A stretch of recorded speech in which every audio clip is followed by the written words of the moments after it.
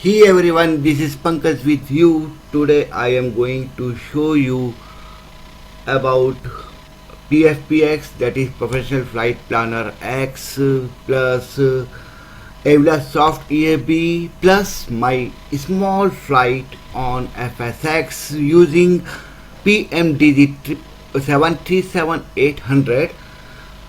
I am going to fly from EBBR to EHAM. This is not a tutorial, this is just a you may say just a flight with complete flight planning the flights, routes and everything, and just a small demo that how we can do all that. So starting from Pfpx, and then at the same time I will be using Aivlasoft EFB also to do the flight planning and route planning. So let us start here, and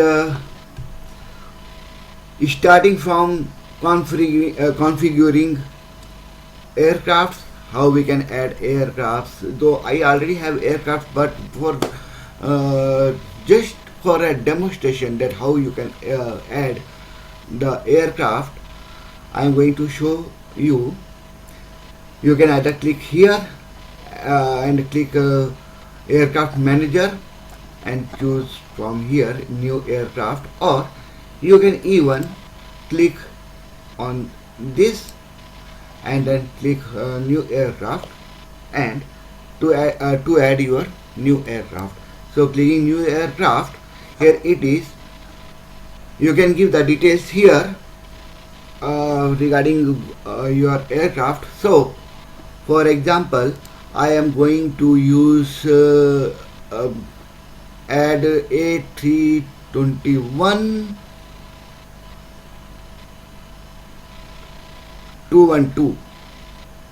Okay, I am going to use Airbus 321, and I am giving my registration number like IND 738. Actually IND 738 is my common usual permanent call sign even, so I always use IND 738. So registration I am giving IND, tail number 738, and Airbus is already here. Engines, it is taking itself from the description. Weight I want in lbs, you can use either kgs or lbs. I prefer taking in lbs. Length I like to have in feet instead of meters. Altitude also in feet. Then empty weight is takes everything itself. Capacity you can change if you wish, but I am not going to make any changes. I am not going deep into it. And performance also taken by itself, fixed taxi fuel and all that. I am not going to mention all that. I am rest is fine. And minimum runway length, I think I should mention here. Minimum runway length I will give to 8,000 feet. Okay, it will not, if you type any thing like FT or alphabet, it will not take. So just type the number numeric here and it will take itself. And yeah, you see that validity and all that, and it is okay. Now coming to this part, equipment configuration. You can choose what equipment you want to add to your aircraft, turbine and all that. ILS, I'm even not going to bother much about these two. PBN,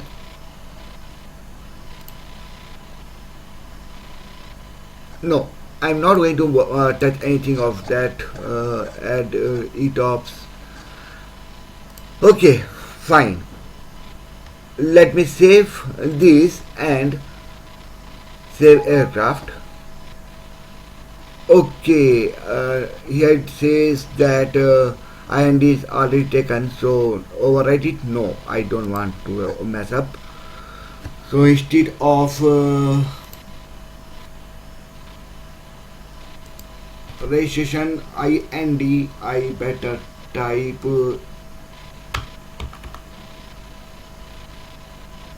uh, air. Okay, let me take air instead of, because it is Airbus, so I am taking air as my registration, and let us see if it will take or not. Save aircraft. Yeah, it has been taken, and now we can see in the list, clicking here, aircraft database, and you see that Air 738 Airbus has been added. That's it. That's all about it, and I have other aircrafts. I am not going to use Airbus because I don't have joystick yoke. I use keyboard mouse to fly my aircraft, and it is difficult to fly Aerosoft Airbus using keyboard and mouse, so I don't bother for it. If you don't want any of the aircraft from the list, you can even delete them. Choose the aircraft and click delete, and it will remove your aircraft from the list. That's all about it, about adding an aircraft. I already have 77, 800, 77, 900 and 777, 300 Boeing planes. Apply. Okay, so I am going to use Boeing 77 800, which is already added to my aircraft, to my aircraft fleet, and here I am going to start my flight plan. You can either click add, and then clicking here, just clicking add will open the schedule editor through which you can plan your flight, or you can click new to start your new flight. Either ways. So getting back, I am going to use add to describe more easier way in pop-up in the pop-up schedule editor. Okay, here it is. As I told that I used to use IND as my permanent call sign, and IND 78. So IND is my airliner, and I am using 738 as my flight number, and commercial flight number I am giving IND 738, which is the combination of airliners and my flight number. And here I am going to start my flight from EBBR to, as now here you see, as we have typed EBBR, it marked EBBR on the map here, and going to EHAM, and this itself take it as international flight, because EBBR in Brazil, Belgium, and EHM is Amsterdam, Netherlands. So this will be international flight. And number of operations I am taking N non-scheduled. If you are doing scheduled, you can type click on schedule, or general aviation, you can even choose general aviation. Okay, let me take it as general aviation. And estimated departing time right now, okay, to check estimated departing time, I am going to use Aivlasoft. Here right now it is showing 1832, so sorry, so it is taking it as 1900 hours, and I am taking it as, I will change it to 1910 hours, that is 1910. just I need time so that I am because I am explaining the things at the same time, and you can even amend it if you are delaying, if you have some problem to take off within the time, you can even delay it. How? I will show you later. Now EET, it is taking 40 minutes itself. You can even change yourself manually also. Then first flight, is it your first flight, is it your last flight, whatever you can set as mention it here, but I am leaving it here. I don't want to mention what that even here.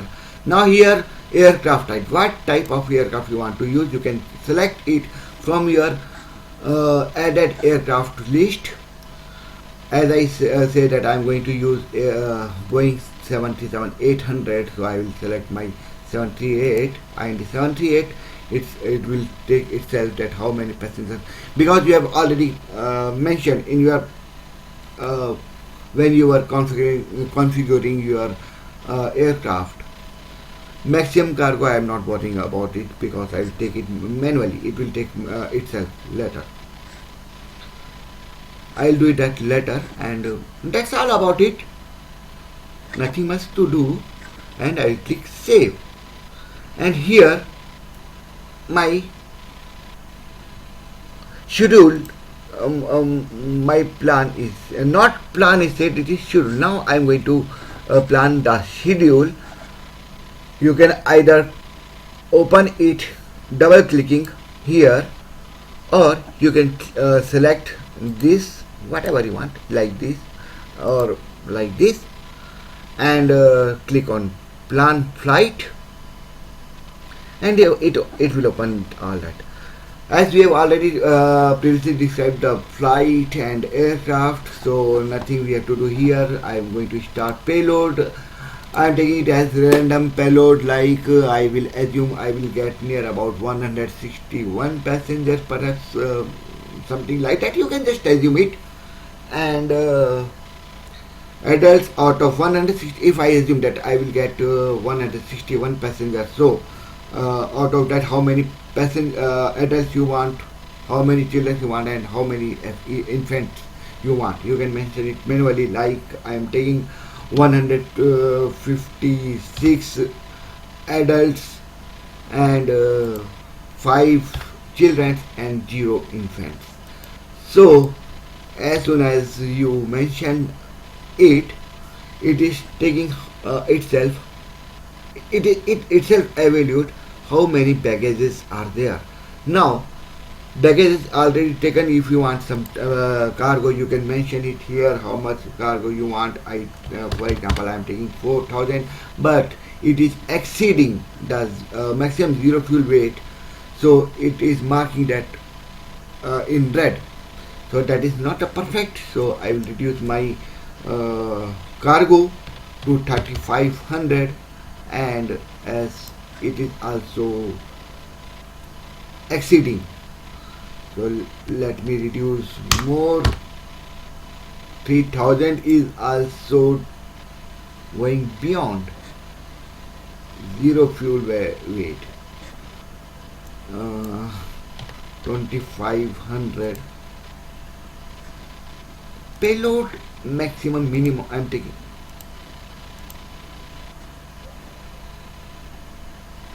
$41 payload. No. Is that a mess? Let me check.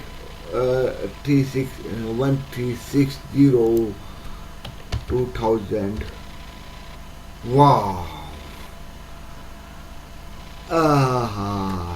Now I am stuck here. Okay, 1000, it is saying 1000, 1500 is also good. Let me check more. 1750 is also going good, but if I am taking 2000, then it is exceeding. So let me check. 1900 exceeding, and if I check 1800 is good, going good. Okay.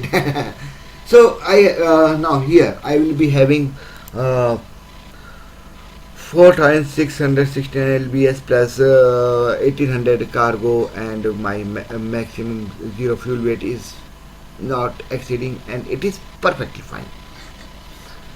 Moving to fuel, I am taking ICAO policy.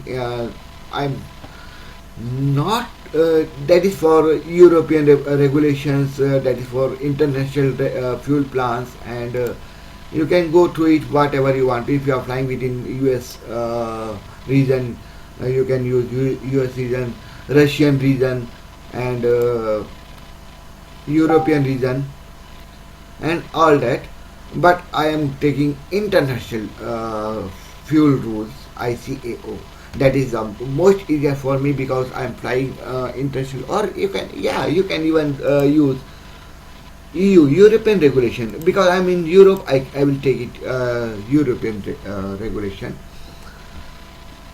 Extra time, here it is extra time means how much time you will be taking during your taxiing, and if you are in emergency, if you are in if you have to divert your route, all that in procedure, or if your ATC ask you to go round to the airspace not empty, you the approach is not clear, so ATC may even ask you to go round, so you can just evaluate how much time you will be there in the airspace or on the ground. So in fact it is regarding airspace, so I'm just not taking too much, just taking 25.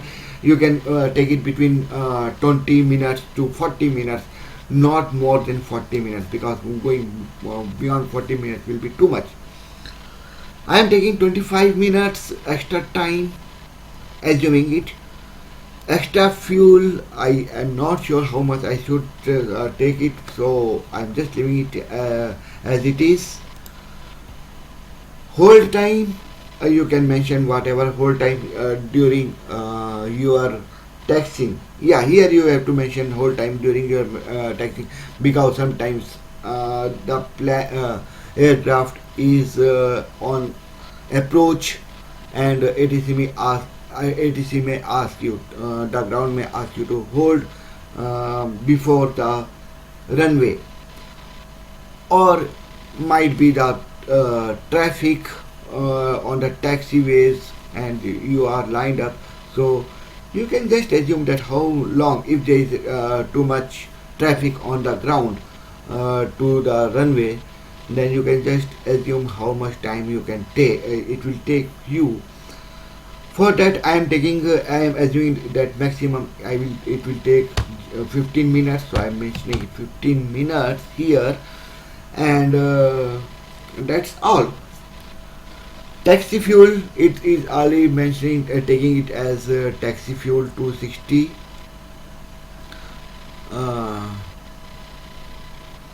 And release fuel, you can either select maximum or minimum. I am taking minimum. Release me minimum fuel weight, that how much minimum fuel I will require for hold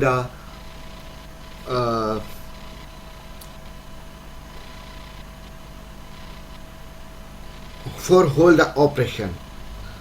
That's it. ML, CDL and all that, I am not going to bother about this, not contingency time, contingency fuel. I am actually not much more, to be fact, I am not much familiar with this, so I am not bothering about this thing.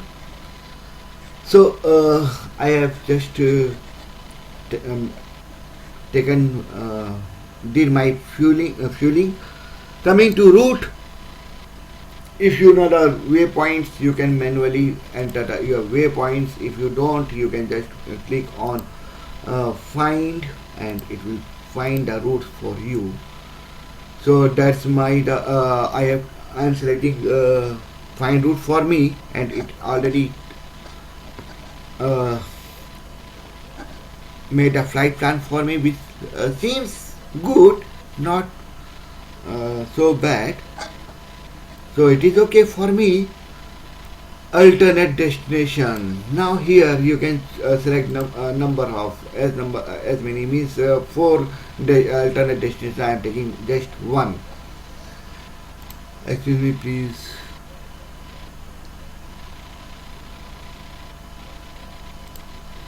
Okay. Now that was my friend. He is also watching me. Anyway, moving further. Alternate destination. You can select your alternate destination. I am taking only one alternate destination. Click on find, and here it will suggest your alternate destination, that is EHHV, and I am taking EHHV as my alternate destination. I will close it, manually mentioning it EHHV here, and route. I am not sure, so I will just click on find route, and it will automatically itself will find a route for me, and it's okay. But it is increasing. The distance increased to 80.8 nautical miles for that. I think we can check what waypoints are there, and it is Zanda, and then Palm, and then Palm to EHHV. I am keeping these waypoints in my mind, and now I am going to reduce my distance. I'll manually enter Zanda and Palm here. So for that I will click clear and manually enter here route Zanda and Palm, and build Palmer's Zanda, and apply, and apply. I hope, yeah, it worked for me. Oh my god, but where it has taken? I am not sure. It has taken to me. Okay, I am going to amend it. That is really funny. Clearing it, and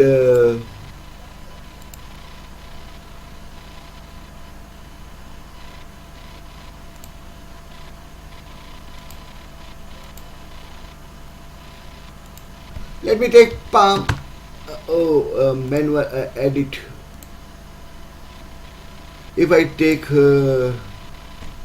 EAM, and if I check build, then it is taking here, and apply.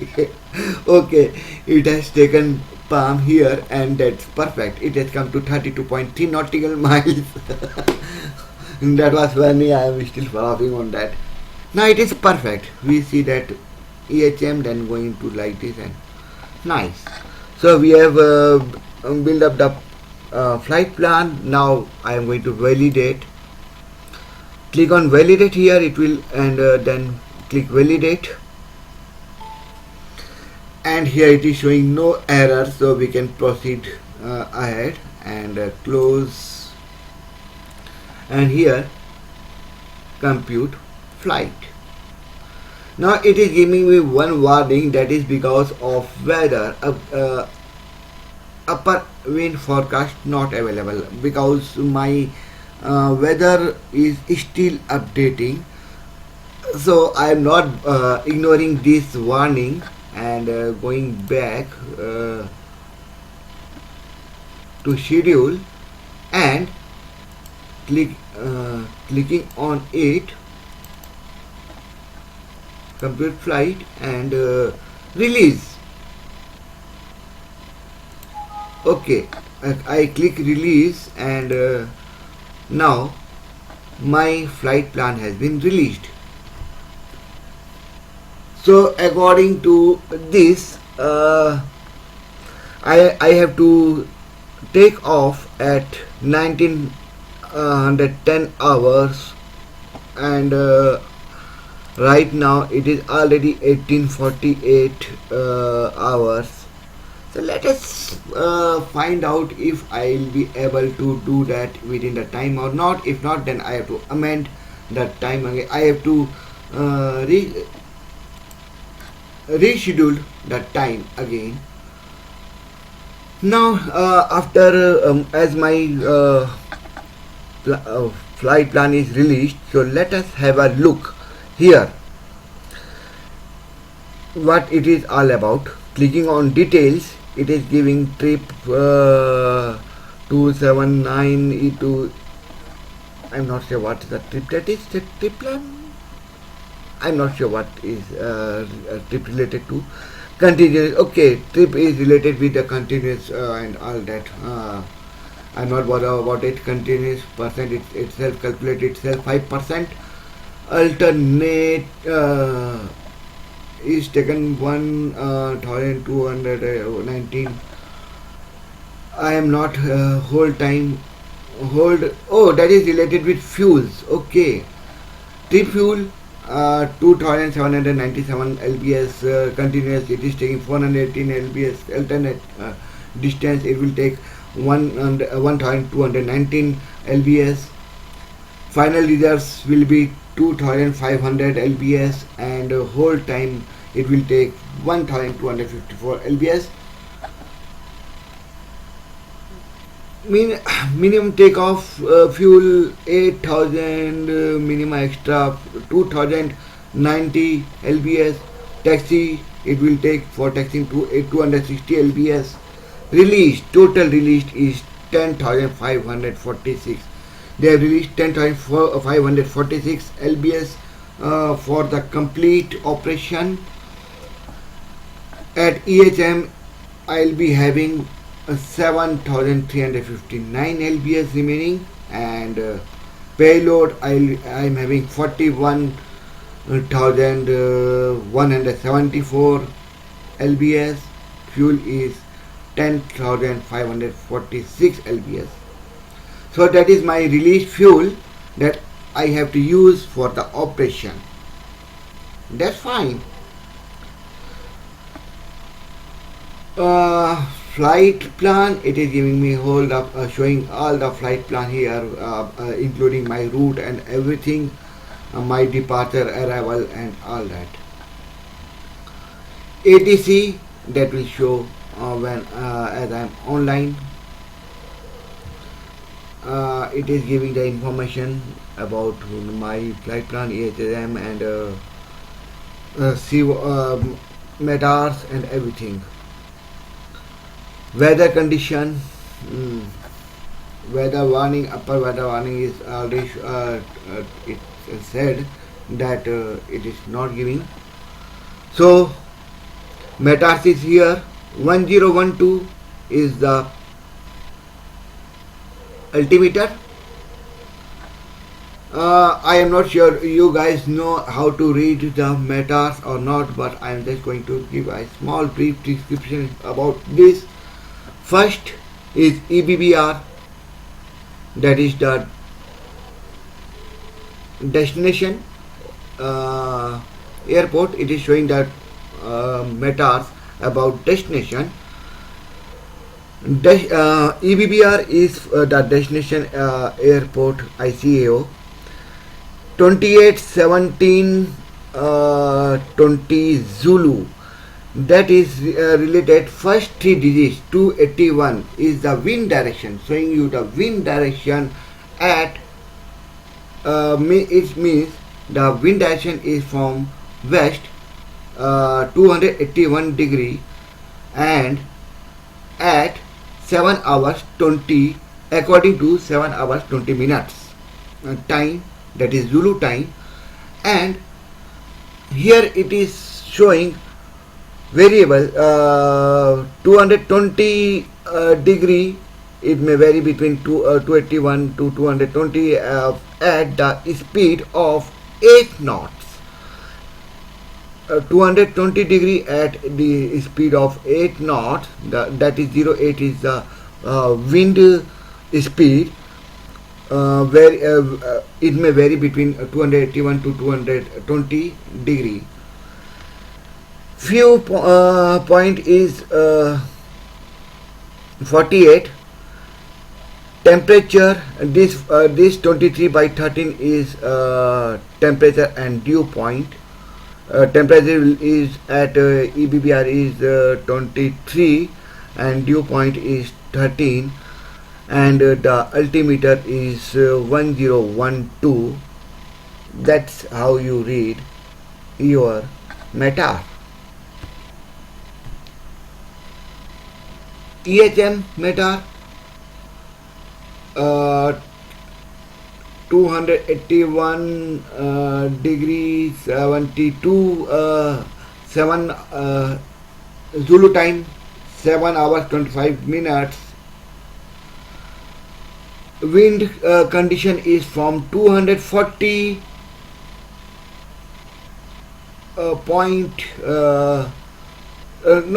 240 degree. Wind is from 240 degree at the speed of 9 knots.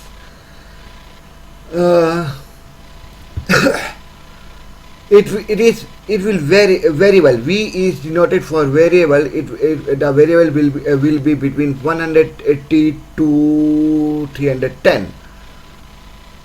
The wind will wind very well between 180 to 300 at the to 310. Then few point is 035. Temperature is 23, dew point is 14, and altimeter is 1011 at EHAM. That is METAR. Okay, we have the information about destination and departure and destination. That's how we read METARs. NOTAM. Notification for NOTAM. The full form for NOTAM is, those who are familiar, it's fine, but to them who don't know what is NOTAM, NOTAM is notification to airman. Generated, this is when it is generated: EHM, EHSV, and origin. Can't retrieve NOTAMs for EBBR destination, and can't retrieve NOTAM for EHM. Okay, because warning, it is not working properly. It is still updating, and ADC is not available. Perhaps that could be another reason. Whatever. Looking up over, we have seen this menu. Schedules. We have. That is our flight plan we did. Results, that will show what are the bad results or whatever. That's not bothering. Traffics, for traffics you can have traffics online, choosing whatever you are using. If you are flying on VATSIM or if you are flying on IVO. For example, I am taking VATSIM here. If we click on VATSIM, it will show the VATSIM traffic around on the map. So I am waiting for it to get connected. Till then, till it connects, let us go to Aivlasoft. Let us plan here. Okay, here is a. Okay, here we can see that tower is active at EHAM, as well as there is so many traffic around. That you can that it is showing. You can zoom in and zoom out and see the traffic also. Sorry. So let us leave it as it is here and move to Aivlasoft EFB. I am also going to make a plan on Aivlasoft. as I say that I am going to do Pfpx as a plus Aivlasoft both. Starting up with my root setup, I am going to use 77800. Setting up my destination. Setting up my origin departure airport EGLL. Get airport from Heathrow to EHAM. I am just going to make it in very simple way. Routes, I already have route, so I can either mention it manually or I can even go to online here mentioning EGLL and EHAM, find route.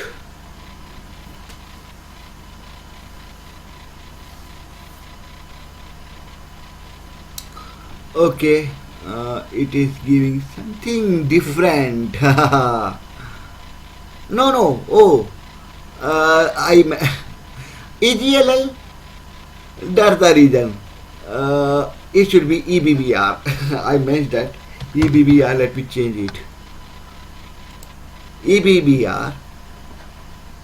Okay, that is now here. It is warning that runway assignment warning here, and for that you can check on Aivlasoft data provider. Here it will show what is the warning. Warning: navigation data runway ident 01 is not according to the simulator runway. So there is something different between the data on Aivlasoft and of FSX. It is because FSX symmetries and your nav data, latest nav data, I am using 1607. There is difference between the nav data and the scenery of FSX. That is the reason why it is giving this warning. So just you can ignore it. I am ignoring this, and EBBR, mentioning EBR and to EHAM going now. I am going to use route finder for that. Again EBBR EHAM and find route. Too many requests. Going back now, the server is busy. Oh my god. Now here server is busy. What?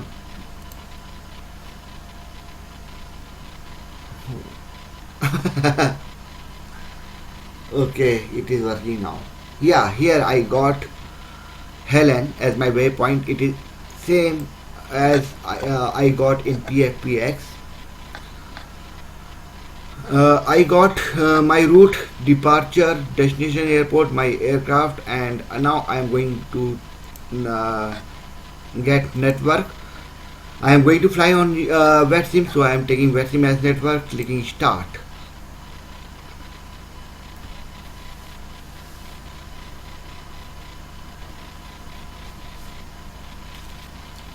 Okay, my network has been started and it is connected to VetSim.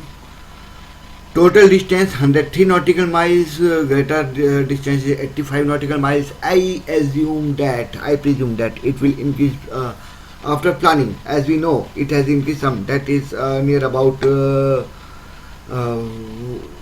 how much it was. Let me check back. Distance details here. It is elevation.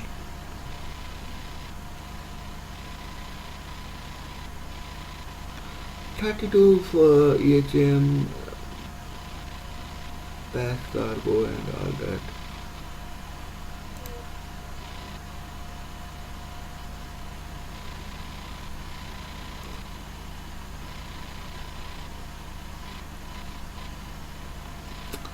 What the? Where it is mentioned, route, nautical miles, 117 nautical miles. Okay. Here it is. So it is little by like 10%, 15%. So it will be as it is 117 nautical miles. So I am going to cruise at the flight level 160, and as soon as I mention my flight level and uh, all the options are completed, so we see that all other menus are highlighted, has highlighted. Now I will activate it, and my plan is activated now. But still I have to mention EBBR ground, departure and route, and all this I have to configure. Starting where I have to spawn in. For that I have to check what runway is in use to for departure. So and after saying that, then I will decide where I have to spawn in. To check that, I will click on departure here, click on departure and click on select SID, and here it will show me favoring runways 20, 25 left, 25 right to Helen. Now as there is no ATC activated here, as we have already seen that EBBR has no ATC, so I will take myself. I will decide myself which runway I should choose to take off. Generally, people will use 25 left for approach. If approach if approach is for 25 left and 25 right, generally people will select 25 left for landing. I presume that, I expect that. So instead of 25 left, I am taking 25 right for my departure.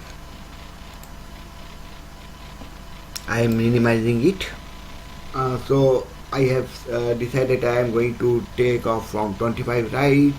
So now let me click on ground and check for where is 25 right, and I can zoom in and zoom out. This 25 left, and here it is 25 right. So now I can check for which gate will be closer, will favor me, so that I will take less time taxing to 25 right. So I see that this parking area is much more closer to 25 right, so I will take the parking or gate from this area, and that's too I will take 170. Now here I am going to tell you about one option. I forgot in my previous demonstration. You see this OTPV here. If you click on OTPV, here it will show what aircrafts are already there on the ground. I see that one aircraft is already here on the ground. This, when you click on OTPV, that will show you the ground traffic. Right now it is on gate I think 145. This is 145. No, it is even this is odd, so that must be 148. Yeah, there is 148. Someone has already spawned in at 148, and you can even see it moving when he will start taxiing and to the runway. I think he is also decided to take off from runway 25, so he is spawning at here. I am going to spawn in at 168. Okay, I will take 168, 170 either. Okay, I will take 170. I am not going. Okay, let me describe a little about these gates. You are seeing that gates in different colors, and they are different type of different colors. They are in different colors. Light. There are some light blues. There is some dark blue, and there is one red and one in green. Green is for general aviations. A red one is for fuel pump. Dark blue is for airliners, and uh, light blue is for I guess so, and that is for general aviations. And the size, of course, some are you are seeing that some are in small, some are bigger, and some are more bigger. The size of those gates describes its size, that it is small gate, medium gate, and heavy gate. So 178, 168, and 170, they are 170 is heavy, 168 is medium, 166 is, I believe, that is small gate. So I'm using Boeing 737-800. So I am going to spawn it at medium gate, that is 168. I hope so. So we have decided that I am going to spawn it at 168, and to reach runway 25 I am going to take a taxiway I5. Is it 15 or I5? I am confused. Okay, that is 15. Taxiway 15, taxiway 16, taxiway 7, and taxiway B1. Good. Or not good. Actually, I am going to take from 16 to E6, then F5, then W4, and then I will enter here 25 from this way. Fine. So I have decided my taxiways, and now I will configure here. I click on ground, select taxiways. Let me move a little here, and okay, whatever. Here it is. From gate, or whatever it is, gate or parking, I am not exactly sure. Let us spawn in. Okay, that is heavy. 160 is heavy, 170 is medium. Okay, 170 is medium, and it is closer. I am taking gate 178. It is here. From 178 I am going to take 15 is not there, so it is I5. Taking I5, taxiway I5, taxiway I6, taxiway E6. Where is E? Yeah, here it is, E6. Then taxiway F5, and then taxiway W4. I have to scroll down here to get W4, and yeah, that's all. And click OK, and we see that all my gates, taxiways are connected, and it is showing in orange, or yeah, pink or orange, whatever, in pink, dark pink, that how I am going to taxi to runway 25 right. So I have done with the ground operations. Now departure, now I will select the departure. Selecting departure, I will go to SID overview. I am departing towards west, northwest. So either you can click on to have a look towards departing north. Clicking departing north, it is taking NIK as departure. Let me zoom in and zoom out. Okay, it is taking NIK as my departure, and if I click to west, it is giving me Helen, Denote, and KOK and CIV as my departures. As my Waypoint is Helen, so surely I will take Helen as my departure. So I will click select SID, select 25 right, select departing west, and Helen, Helen 6C as Helen, and click OK. And here it will show that how I am going to depart to Helen. I am satisfied with that. If you are not, you can just go back and select your taxiways again. Select your departure again. But I am satisfied, so I am not going bothering much. Clicking on activate my departure. Departure has activated, and my further route has connected to Helen. En route, it is already taken. Nothing to do with there, as I already have waypoint as Helen. Arrivals. Clicking on arrival again, I have to check what star. Now star. Okay, for those, let me tell you about SID. Those who know, it is fine. But for those who don't know what SID stands for, SID stands for Standard Instrumental Departure. That is SID. Now, star at the arrival. Star overview. Now here what star stands for. Let me tell you about this to those who don't know what star stands for. Star stands for Standard Transaction Arriving Route. That is star.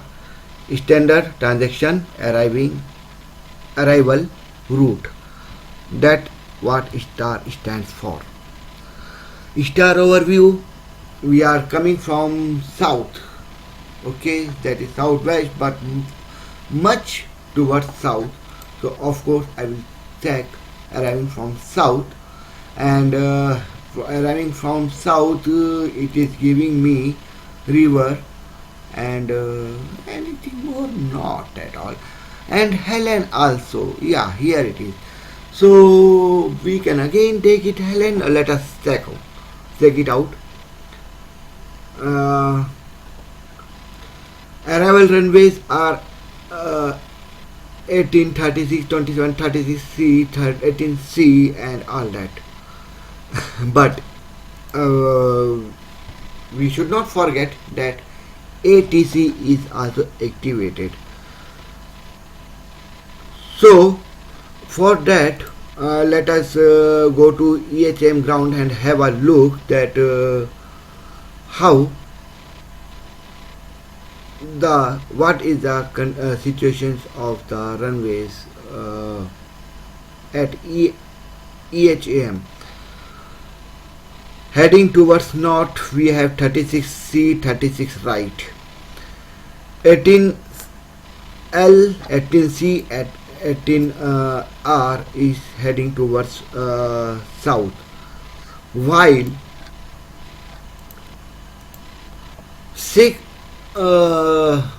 runway 6 is heading towards southeast, and 4. Okay, we have overlooked what is the situation of the runways here. Going back to arrivals, now again we will see 18R, 36R, that 18 hours from as we have already seen, north to south, heading towards south. 36R, 36C heading towards north. 27 is heading. So I expect that the ATC will give once again I am going to look.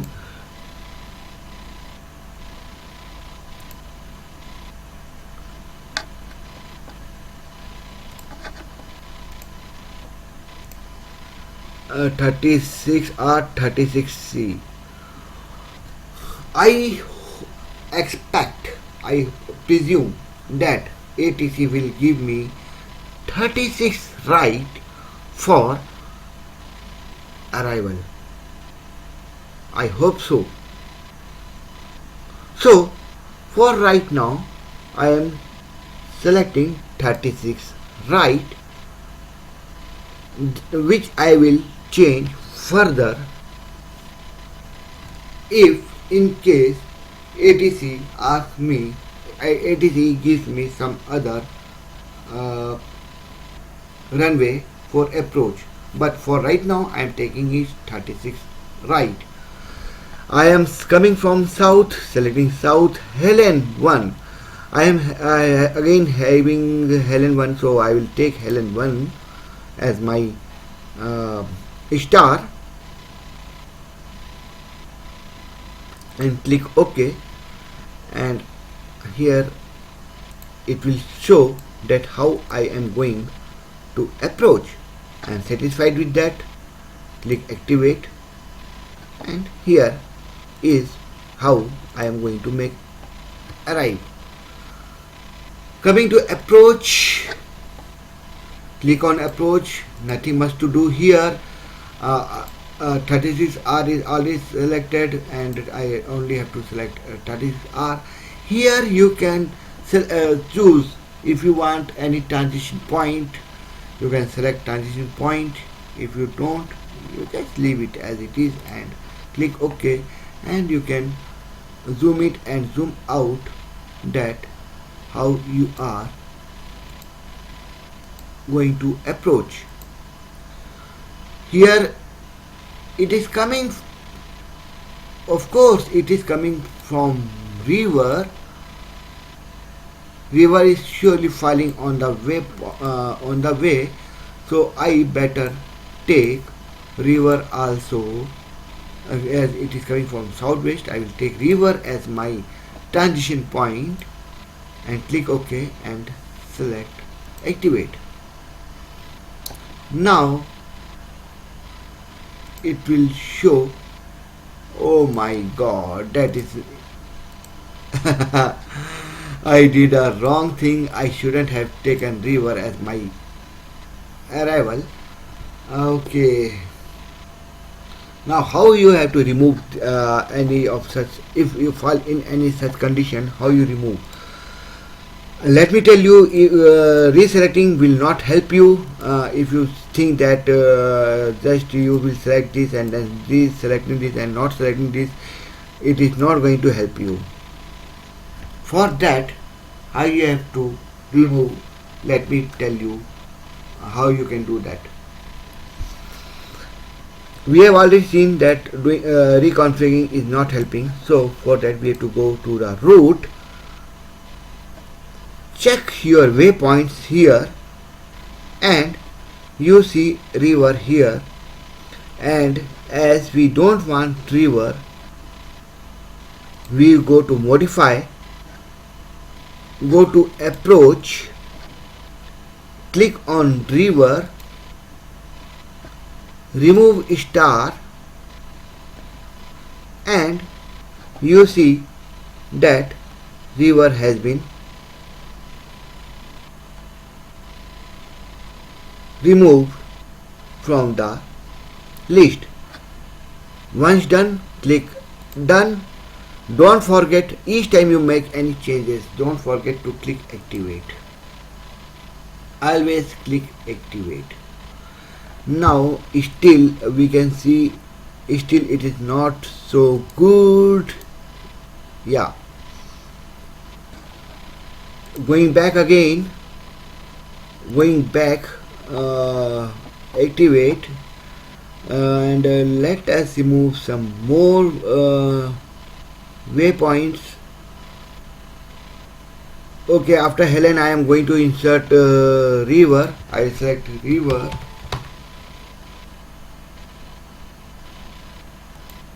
RIVER, inserting river.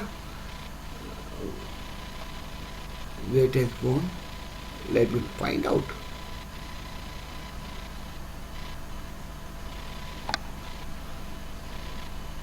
Okay, approach arrivals, EHM arrivals and EHM approach.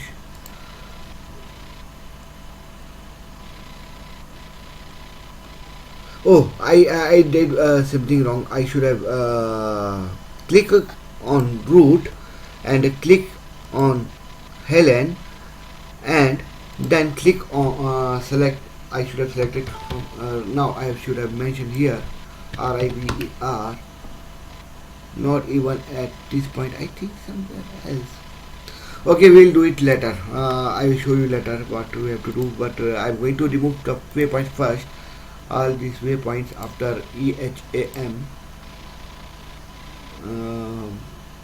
SID. Okay, now done. Now going activate it, and now going to click on arrival, select arrival 36 right, coming from south, taking Hele. Oh, I shouldn't have taken, because it is already mentioned in reverse. I shouldn't have taken that waypoint, and click OK and activate it. And here we see that we have come to river, and this time I'm not going to make that mistake again. I am going to approach, select approach and click ILS. I'm not going to select this and click OK and click activate. Yeah, perfect. Now here we see that after river I am just directly going to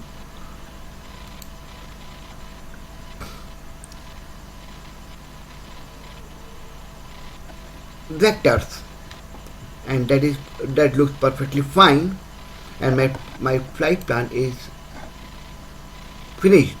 And if we can zoom in and zoom out, and we can see that how we are going to take off and how we are doing the flight. We'll take off from here, going to Helen, then at this point, and coming to river, and then direct at this point and approaching 36 right. Fine, perfect. So we have done with this, and now I am going to and it is already, you see that it is already 1925 here, and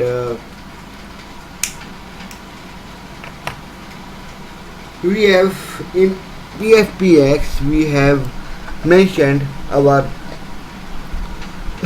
okay,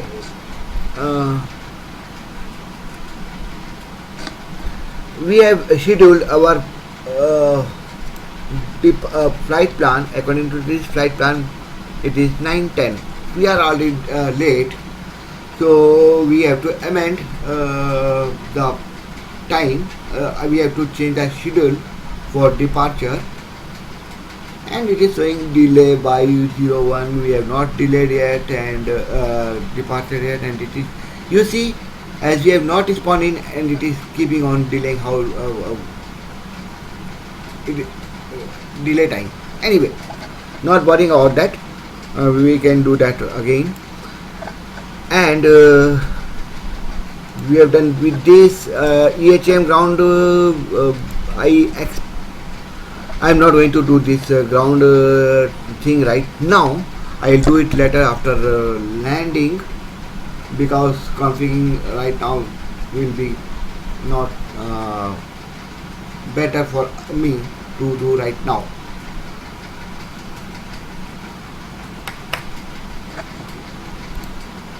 Now let me start.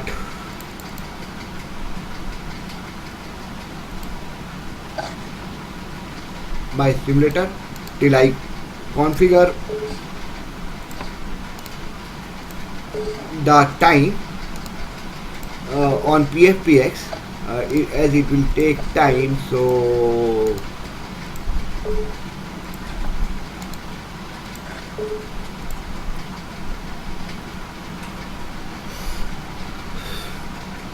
it will take time. So I will started this till I do here. To amend this, I will go back to plan flight plan. Current time it is showing 1928, and I 2030, take it as 2030, and sorry, 1930. So doing everything from, I am going to do it from cold and dark. So let me take it as I am going to take off at 2000 hours, that is 20 p.m. So I will change it here. Standard departure time 2000 hours, and estimated departure time 2000 hours. Okay, and estimated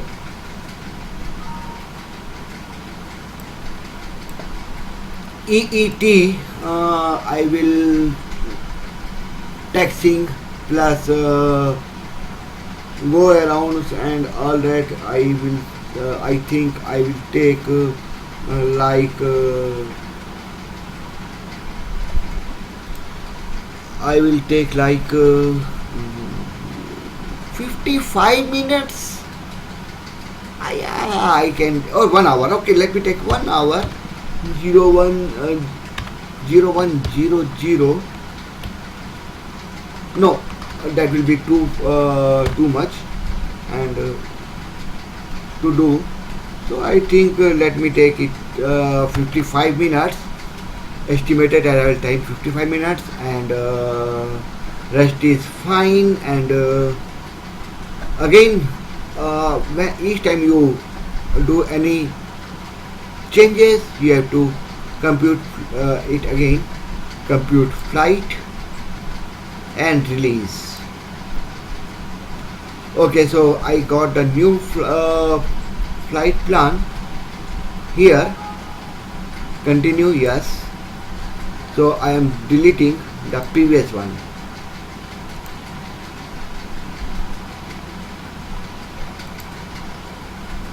Or cancel.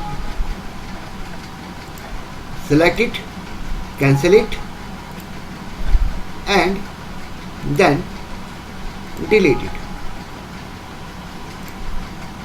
Okay, that is been deleted already.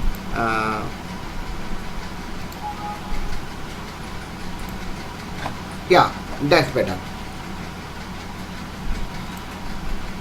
I am already my Pfpx has already started, so according to my flight plan, I am going back to the ground, and as I have decided, I will spawn in at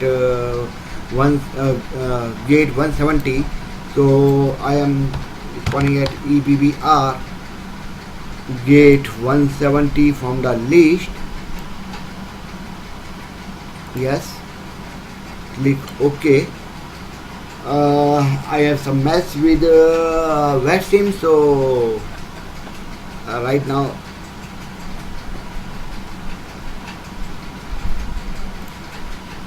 okay.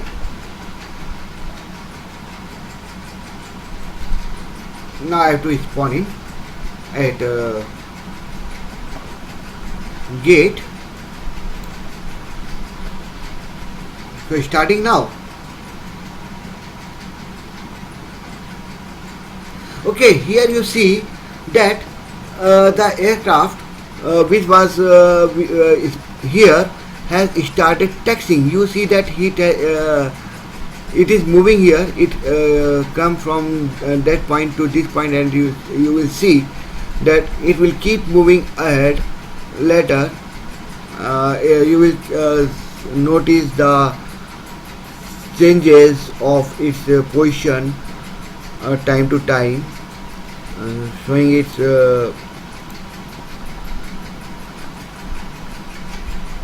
that's how you can see the traffic on the ground when you click on OTPV. That's about it. Okay, I am going to spawn in now. better I don't waste much time on all that.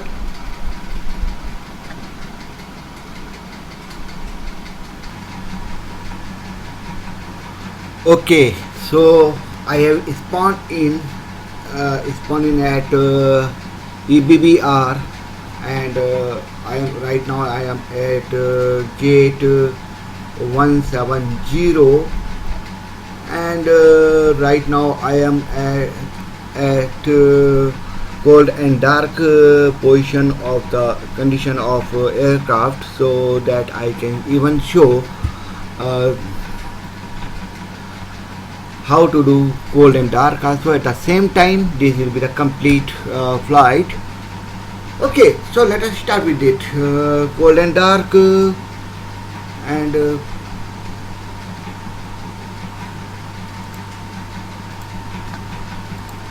let us do it, starting with. Okay, before starting that, let me show you one thing here. uh, if okay, that we don't see that aircraft, means that aircraft has taken off. We don't see that aircraft, and it has taken off, so that's why it is not showing on OTPV, because OTPV is related with the ground and not for air traffic. If you want air traffic, you have to click air traffic, and then you will be able to see the air traffic around. But right now we are talking about OTPV. Anyway, one more thing. As I am spawned in at gate 170, if I click on this icon, aircraft icon, let me tell you, I already made that demonstration. I already demonstrate about Aivlasoft EFB display unit in my previous video. Here again I am going to tell you about a little about this menu. This is related for day and night. Right now it is evening time showing, though it is 1900 hours past, and very close to 2000 hours, but still it is showing where it is on. Still it is showing daylight.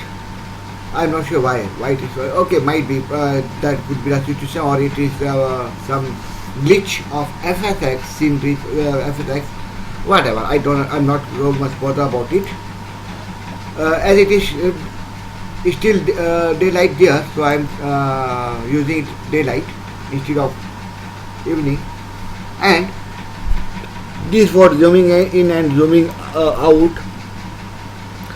If I click this icon, here my aircraft will show up.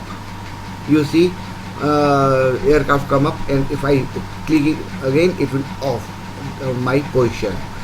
Clicking back, it will show the my position here.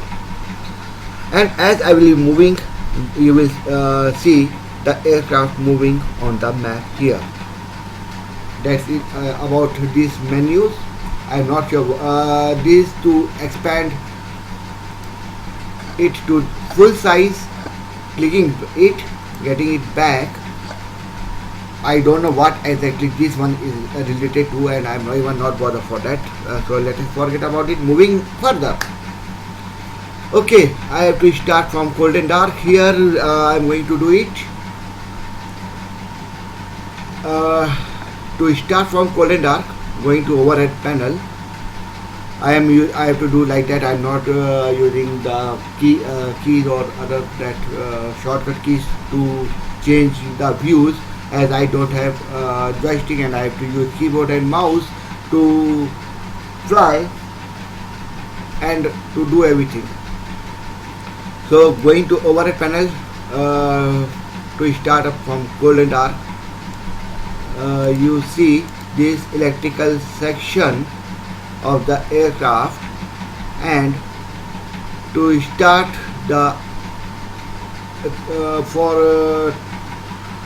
Turning on procedure, we have to start with batteries. We'll turn on the batteries. This is the battery. This knob is battery for battery. If you click it on, you see that battery. Sorry for coughing. Battery is turned on, and I will turn on these buttons. By default, it will you will see it is already turned on, but I am just turning it on because of to demonstrate. This knob is situated to turn towards battery, and this towards APU generator.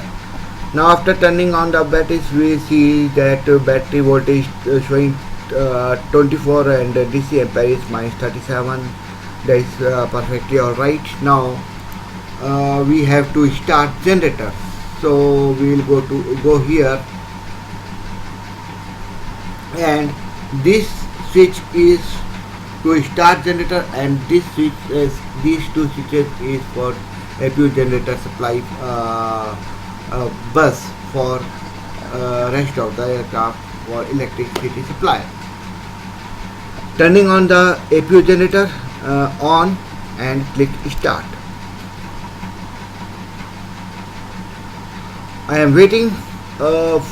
Here you will see the oil low pressure has enlightened, and the meter will go up to all the way up to 8, and then it will come back to 4, and when it will come at this point, I hope that you will be able to see when this will come here at 4. Here the blue light will glow up like these. Let me change the view again over panel, and this like this way you will be able to see better. I am waiting for it to come 4, and here the light, here the light has gone up to the APU generator bus. Buses are for, these are called buses, which connects all the systems, electrical systems to each other for electricity flow. That is bus. So APU generator bus, now I have to turn on APU generator bus so that the electricity from the generator may supply to all the parts of the aircraft. Started, and now we see that electricity has been supplied from the generator to every part of the plane.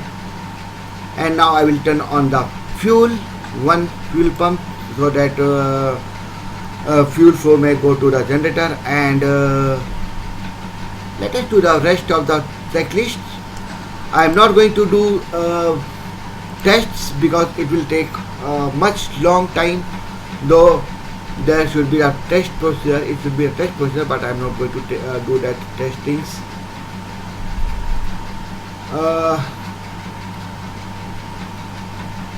From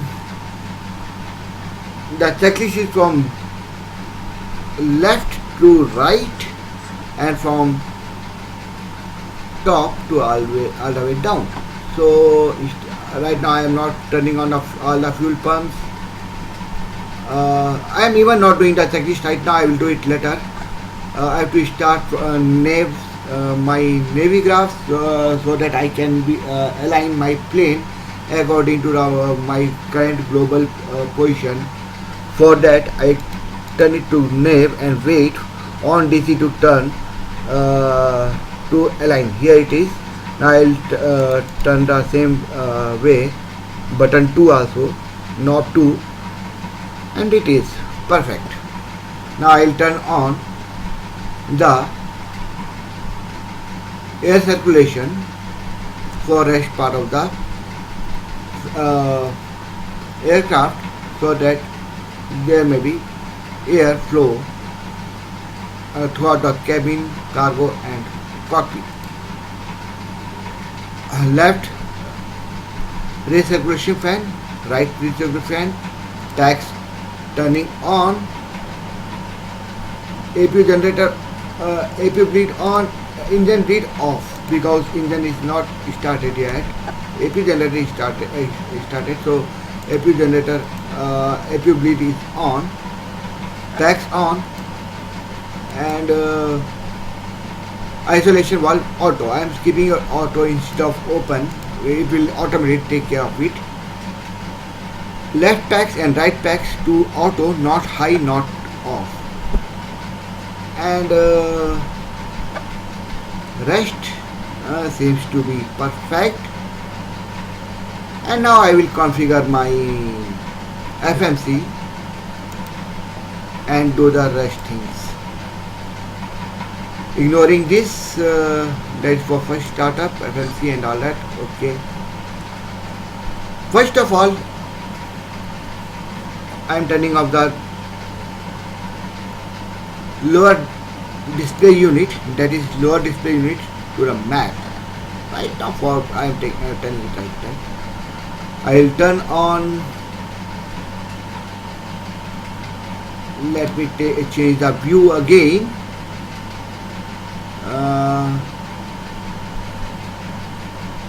Center pressure.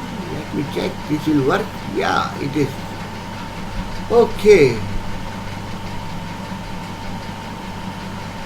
Turn this knob button to VOR1, VOR2, and then try directory on left side and right side both.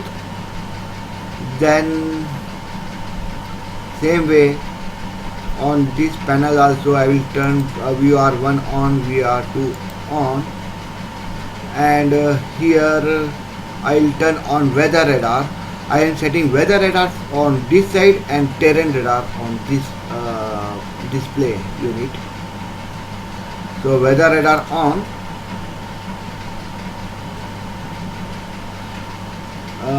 Here weather radar I already set on, waypoints on, I don't want STS, airports on, and position on. That's all I want on this display unit. And on this display unit I would like to turn on all the all of these leaving weather radar, because weather radar is turned on other side, right side display unit. So turning on terrain, turning on position, turning on data, turning on airport, turning on waypoints, turning on STA. Okay, fine. And auto brake set to RTO.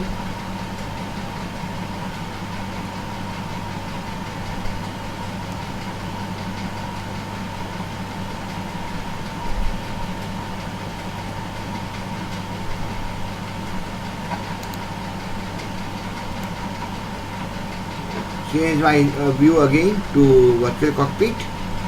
It is darker, so I am turning on my pedestrian lights. Same way I am going to turn on my front panel lights. Front panel lights on, and also overhead panel lights on. These are overhead panel light switches, knobs, and that's better. Now let me start with configuring my routes.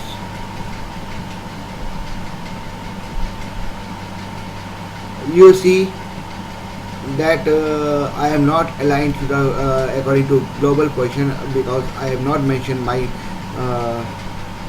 position on FMC.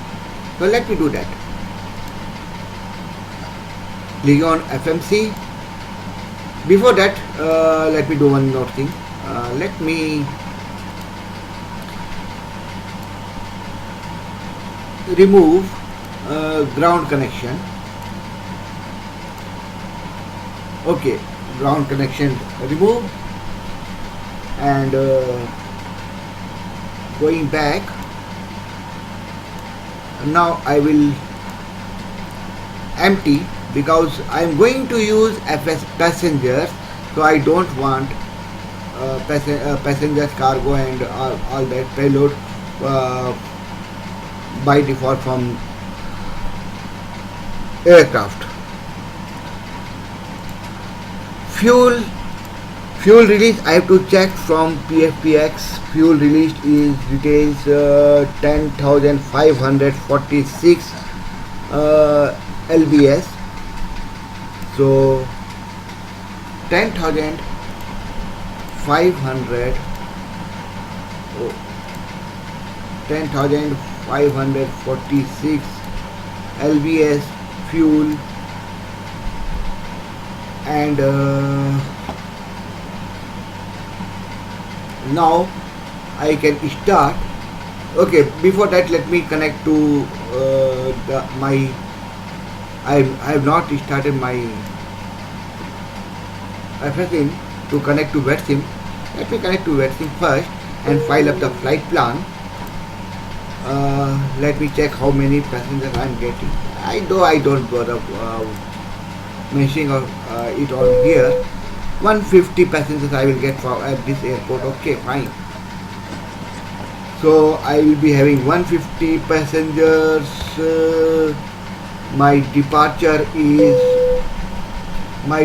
is from EBBR going to EHAM. Waypoint is Helen. Flight level is 160. Oh, sorry, here it is alternate airport. Alternate airport, what we have mentioned, let me check it out. EHHV. Alternate airport EHHV, and flight level 160. Current time, again I think I have messed up. It is already 1959. Let us take it more, ignoring Pfpx time. So right now it is 1959, and I think I will take another 20 minutes setting up all these 50. Yeah, let us take 20 minutes.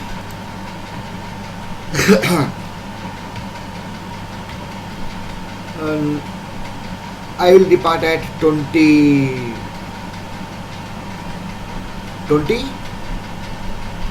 or 2017. Let us take 20, only hardly matters. And 2017 and 0055 hours and 0145 hours fuel on board. Send it to tower. My flight plan has been sent. So now we can do the restings. Again I am reconfirming my fuel, 10,546 lbs, and let me start boarding the passengers now.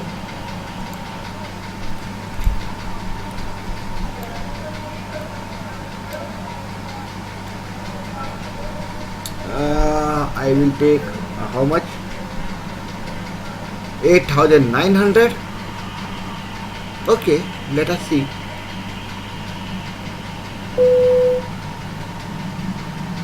That is little different from the Pfpx. I am ignoring few things from Pfpx, and let us do it my way. Here, destination is EHAM. Taking 57 minutes, whatever it is. If I reach in time, I will get precise arrival time bonus points. So I will take 57 minutes. Okay. And okay, set destination. Destination set. Okay, destination set. Real time, I am taking real time 10 minutes, or yeah, 10 minutes, and start. boarding. Check flight control. Okay, here it will wait for me to. I'll shift it here. It is saying gate doors are closed, so let me open the doors.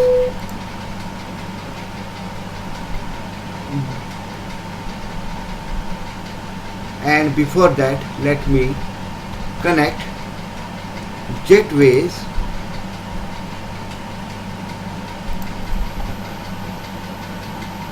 to the gate. To connect gateways, Control J, press Control J, and you see that gateway is moving now, and it will get connected in a while. Now I will till it get connected. I will open the doors. Opening left door, opening left rear entry, right front entry and rear entry, then opening the cargo doors so that cargo may load. Fine. Now I will do the rest of the things, setting up my FMC and all that. Starting with leading ident. My position initially I am at EBBR, and I am at gate 170. Let me check if it will take 170. Yeah, it is taking. And as I am at EBBR 170, I select gate, or I can ignore that and select EBBR position, this position, and insert it here, clicking LSK, right LSK key for number 4, and I am aligned. You see, I am aligned according to my global position. Here I will check for the ATC. If any ATC, EBBR is having ATC, I am not sure. I have to check if the EBBR ATC is there. No, no tower. We have ATC in other places. I am turning Unicom. If any ATC wants me to contact, Unicom is 122.800,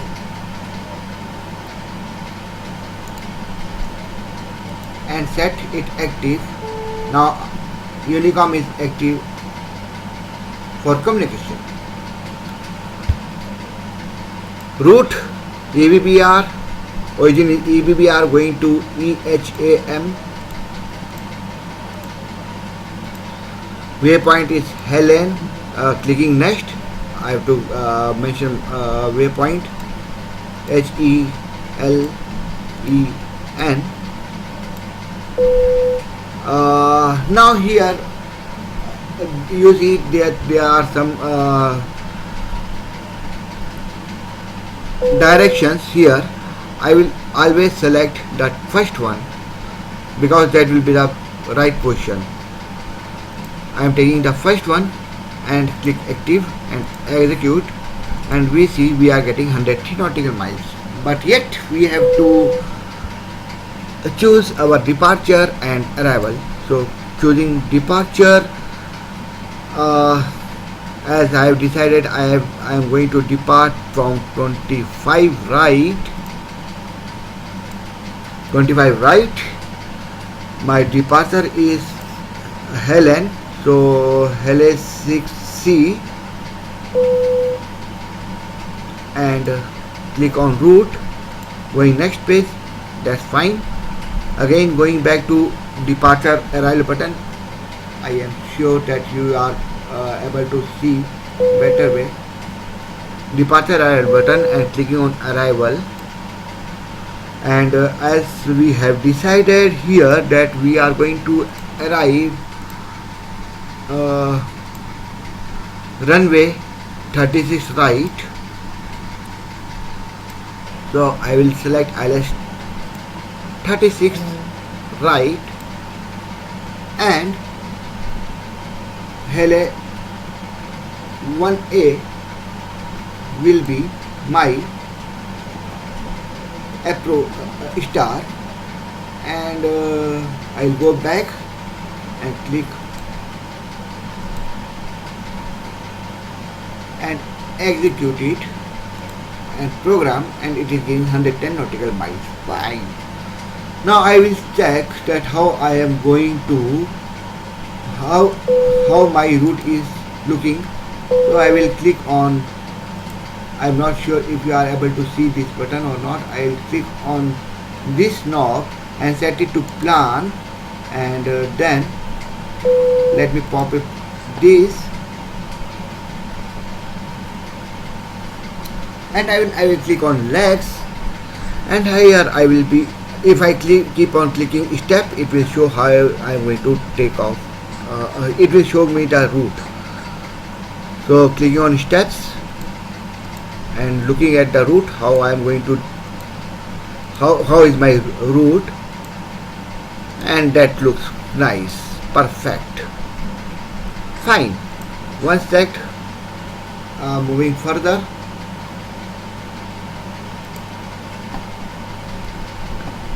now I have to set my altimeters. You can use either inch or HPA. I am taking it HPA, and to check my altimeter, to set my altimeter, I need to see what is QNH here.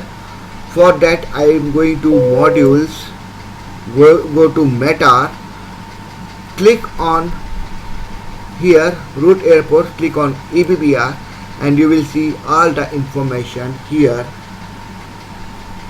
about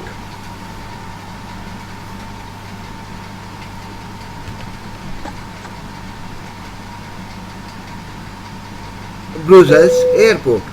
So altimeter 1021, I said 1021 here. Let me pop up so that you may have better look,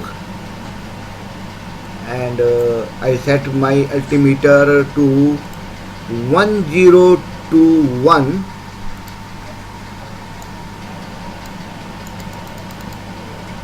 Okay, 1021 is set, though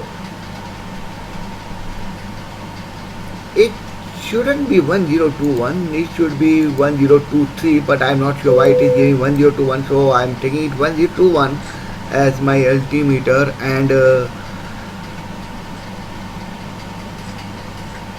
what is the warning about?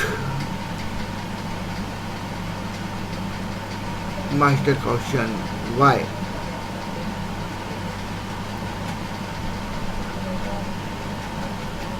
Okay, ignoring it for right now.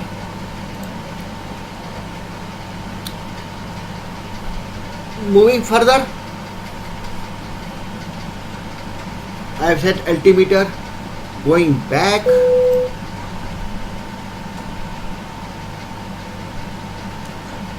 to overhead panel, and I have to do my checklists,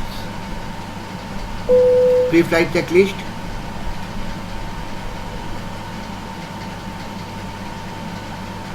Oxygens good, and if I look back here,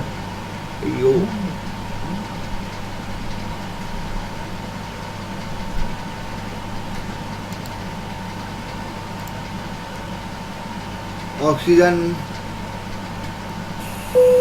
tested and 100%. Going back to overhead panel, and let me turn on the yaw dumper on. I am not sure if that is for yaw dumper. I have to turn on yaw dumper, and turn on fuel pumps. Let me turn on fuel pumps. I am doing pre-flight checklist, and before I start checklist both together. to cut the time. And here it is everything looking fine, and then coming from to this part. Okay, let me turn on the position light on.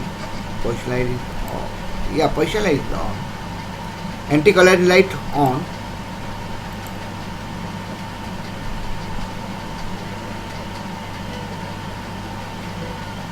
Okay, we have done this way. Coming back to middle sections, this seems to be good, everything is fine, the voltage is fine. Okay, now coming to middle sections, passenger is already loaded. I have to turn on emergency lights on, and rest things are okay. Before takeoff, we encourage you to watch our cabin crew display the safety features of this aircraft. Passengers are already boarded, so no smoking sign and seat belt sign turn on, and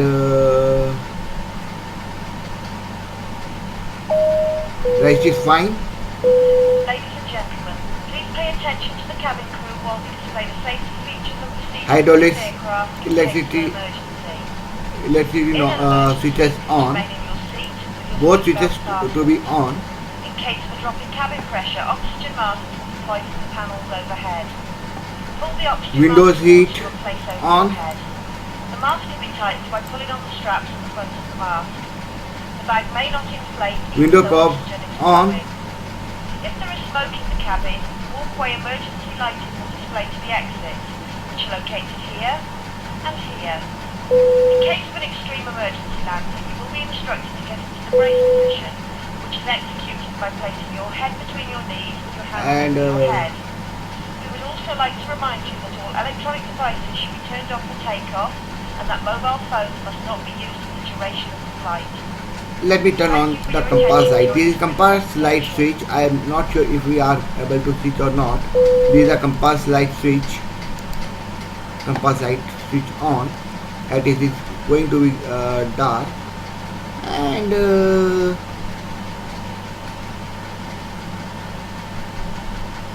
rest seems to be fine. Passenger has already boarded, so let me start some music for them, so that they may not get bored. Okay, music on, and now let me do one more thing before doing further thing. Let me turn on my real cockpit effect. This real cockpit effect gives the feeling like of real cockpit during the flight. And now let me configure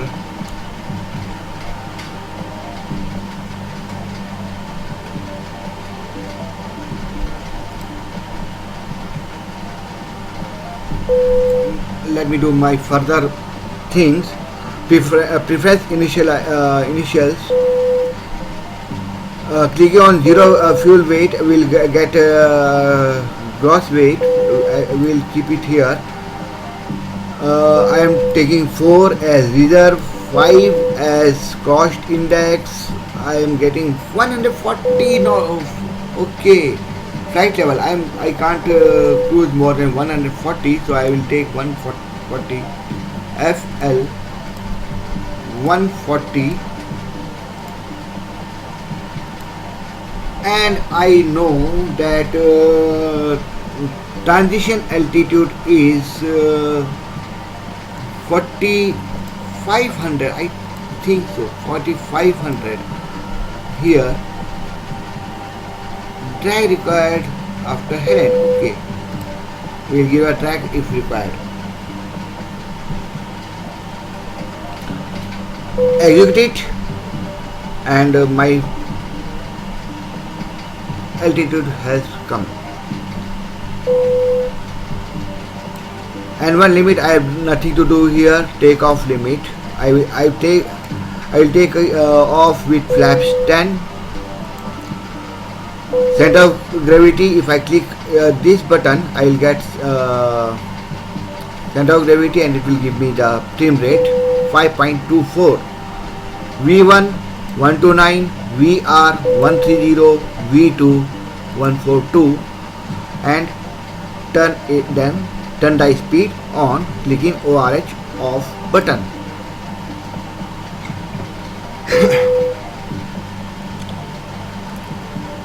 Now I'll set my trim rate and flaps. Setting flaps 10.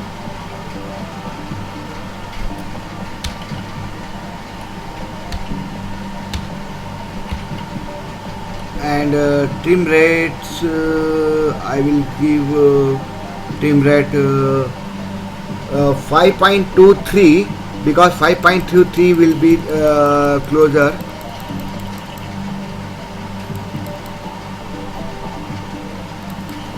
Oh.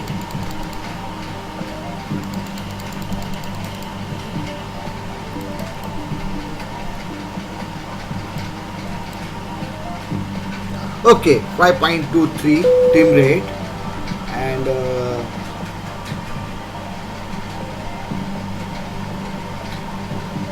is that a mess?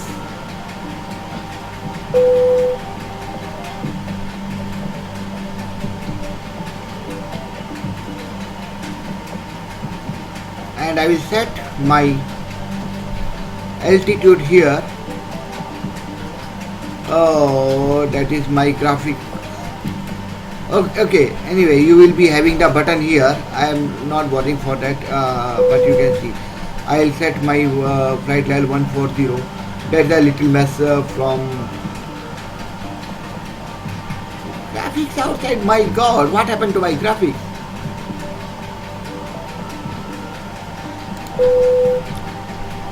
Let me check outside.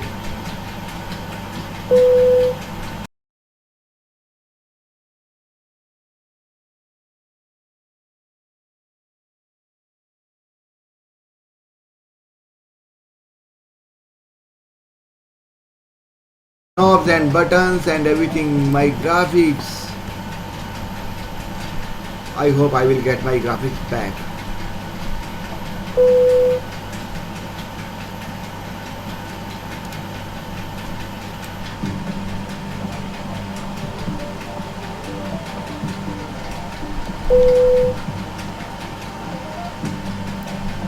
I'm having very low frame rates.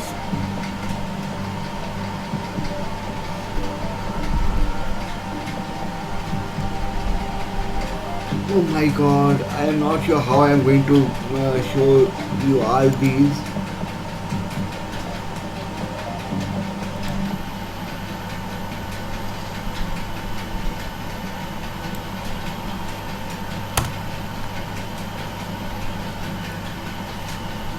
Oh my god, that's a real mess.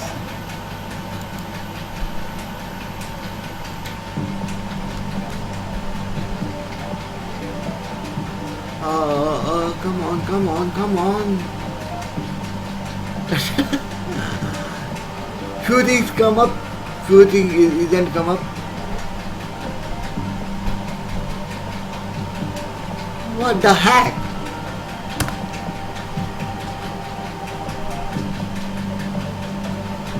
Finally. Wow. Finally we got everything back. Okay.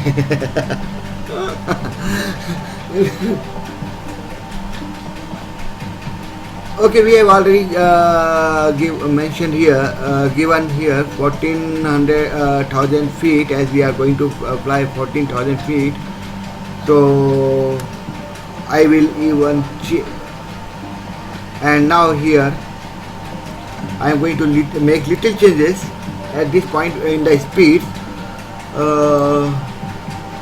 At these the approaches, and at this point it is showing 155, that is fine, but here I believe I will get 133. I want to land at the speed of 133, so I will manually give speed 133 at this. I want to touch on at 130 or 132 or 32, whatever it will come, and that's execute and okay. Tag after line, I have been doing that. Okay.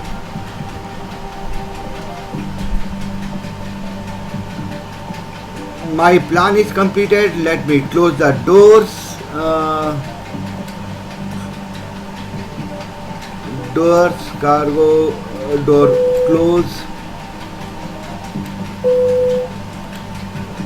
and removing the jetways. Let me remove the jetway. Control J, shifting Control J, again it will start moving the jetway away from the door and close the door.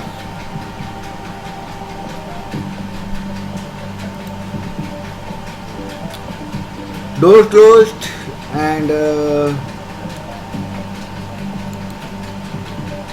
speed auto throttle on. Weather radar is on, so I will turn on WX plus T button. I am not sure if you are able to see these buttons. I will turn on these buttons. Okay, and rest is fine. I have nothing much to do more. Let me turn on the cabin lights as this switch is for cabin light. Dome light dim, because I am on generator side now, so I am turning it dim.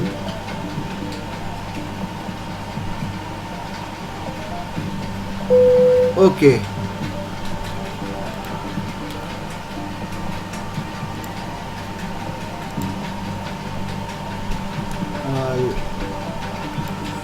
Now final checkup.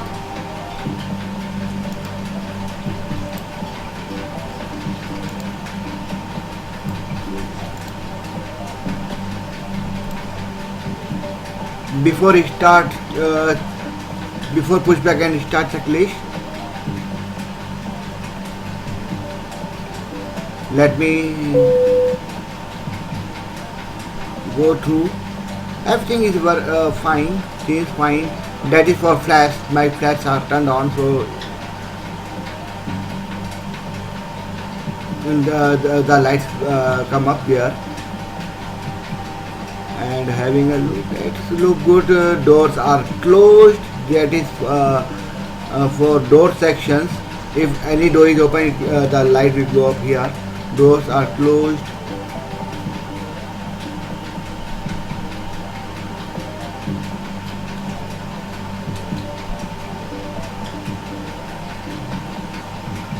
Seems better. Getting back to virtual cockpit mode, and now let me set up my altitude. Setting up my altitude to 1400 and turning on. Let me show VNAV and LNAV. VNAV and LNAV on.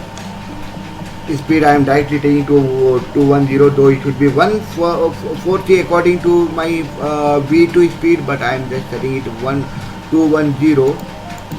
211 is showing beyond, so I am taking 210. You see, if you click on even one, it start blinking B, that is beyond. So 218, and I am much fine ready for pushback and engine start. So for engine start, I will go back again to the overhead panel. But before that, let me check my controls, flight controls.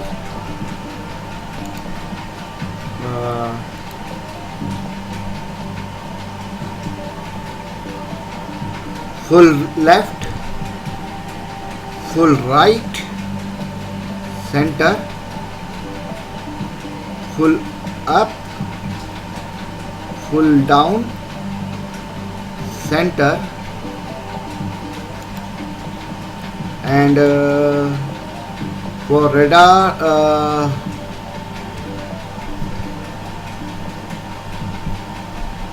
full left, full right, center. Okay,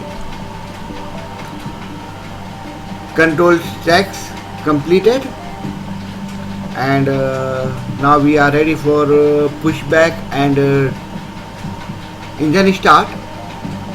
I am going to use FS Copilot mini launcher, and from here I will get pushback. And now you will see I have to go back to ESM ground, and as it is getting darker, so let me click on this button to see that I am flying at night. And I have to this is my position, so I have to face towards left. So I will take left, facing left, taking 60-degree turn. I am not going to take straight. Instead, I am taking rotation, right rotation. And before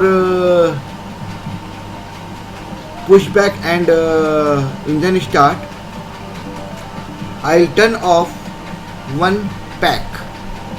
I am turning off right pack because oil pressure load will not engine will not take oil pressure load, because it is not it don't have so heavy generator.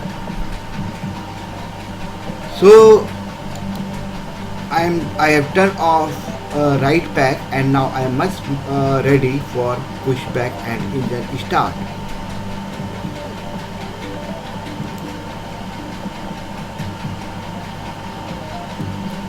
So I will call the ground crew for pushback.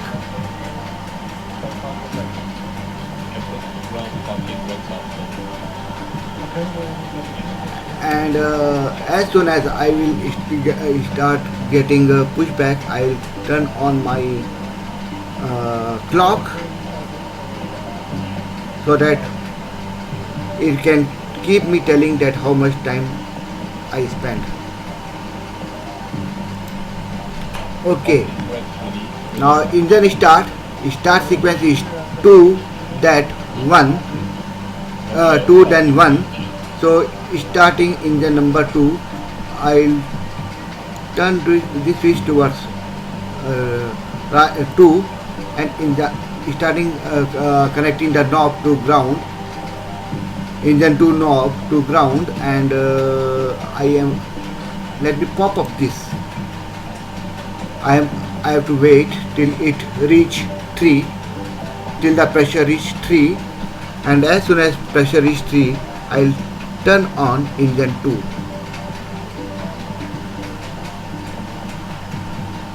Okay, engine 2. Turn on engine 2, and I'll wait till ground get disconnected. Okay, pushback completed, so I am turning on the parking brakes. I am waiting it for to get disconnected. Okay, disconnected. Now connecting engine 2 to ground, and I have to wait till it turns till the oil pressure comes to 3, and then I will turn on engine 1, this engine 1 switch.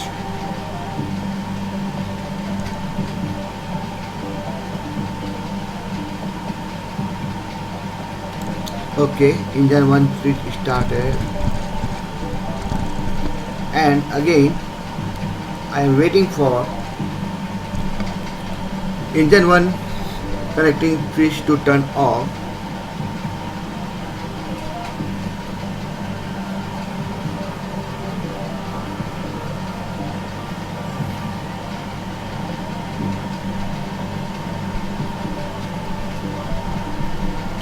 Okay, engine 2 and engine 1 stabilized. I will turn it to continuous, both the knobs, and now I can turn on the cabin and fuel light to full, turning on my all the taxi lights and all other lights on, because now I am getting the electricity from engine. Now let me turn on the engines buses.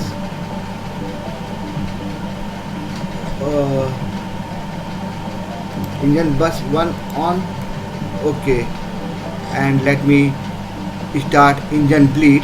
This is engine bleed switch, turn on, and APU bleed, you can turn it off or leave it as it is. I prefer turning it off, and right back on,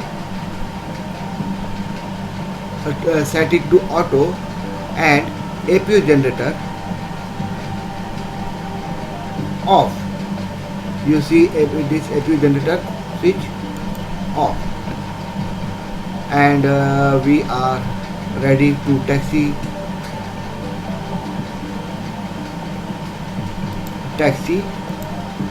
and landing lights on. Taxi lights and landing lights, though landing lights should be on when you are at runway, but I don't care for that. And now everything seems to be fine and good. Getting back to my, now as I am going to taxi, so I will change it to C mode, and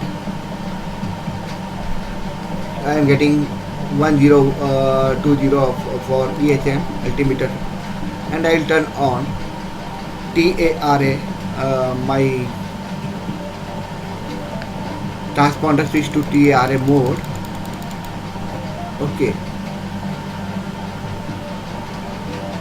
and I am much ready to taxi. Already 52 minutes passed.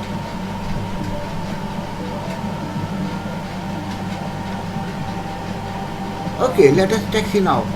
Now let me check on the map.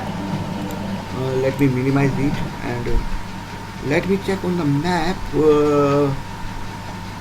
my current position. You see that my current position is like that. I will have to taxi all the way, and it will keep moving at the same time as I will be moving. So starting taxiing.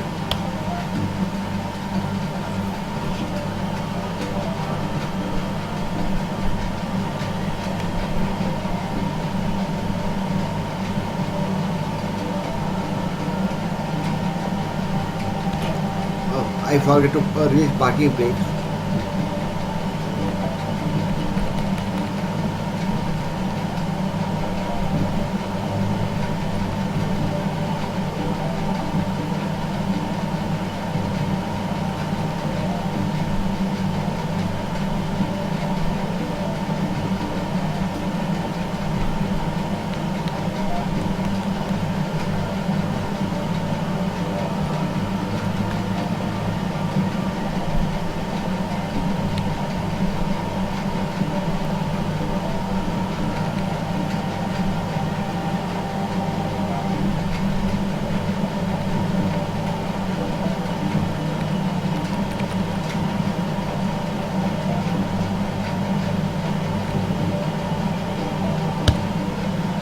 Okay, what is the taxiways? I can go back here. E, then I6, then E6, then okay. Oh my god.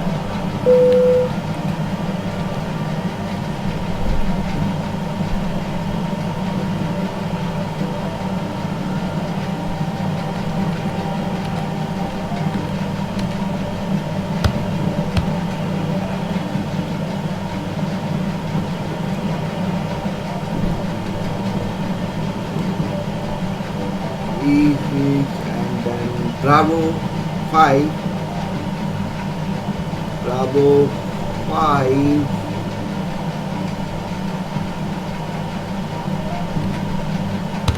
I can turn on the map again and I see I have to cross this actually and first turn then second turn. Okay.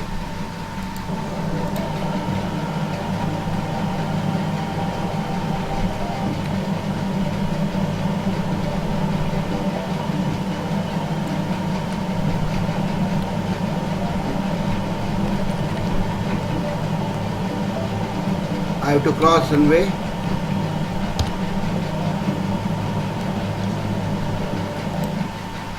Okay, from here I have to go here. Okay, fine.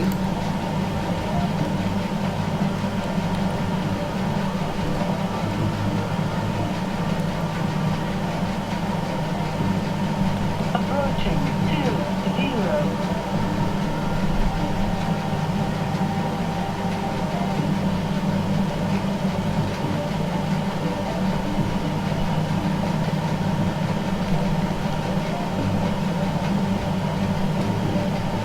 Holding at this point and checking left and right. Clear.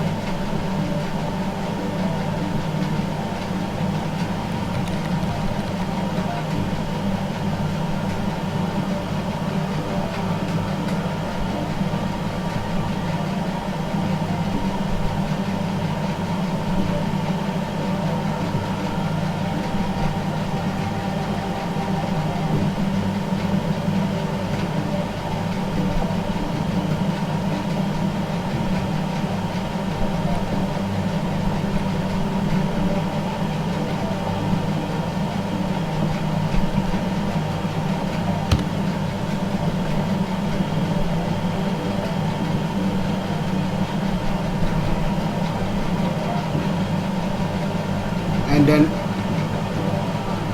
turning left.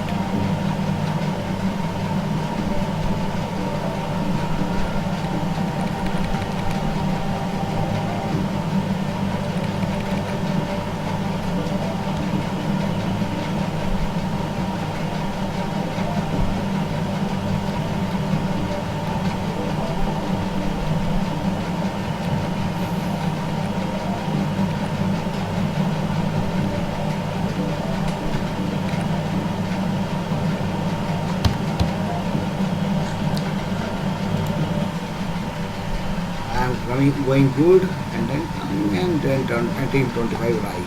Fine.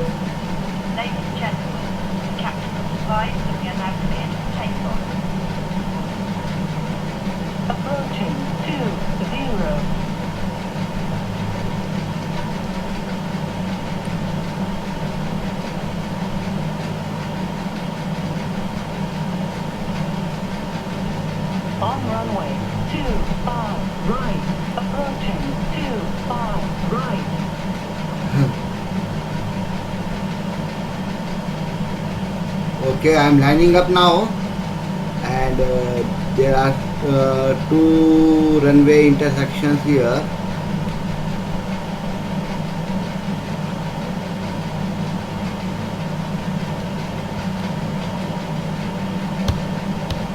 And I think I have lined properly.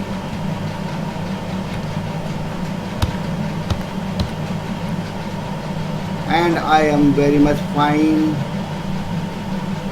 Let me turn off the lights for night time takeoff.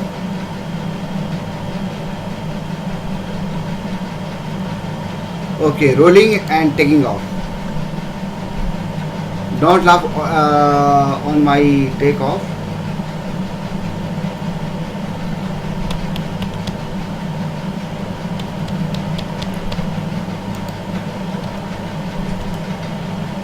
Let me pop up this to check my speeds.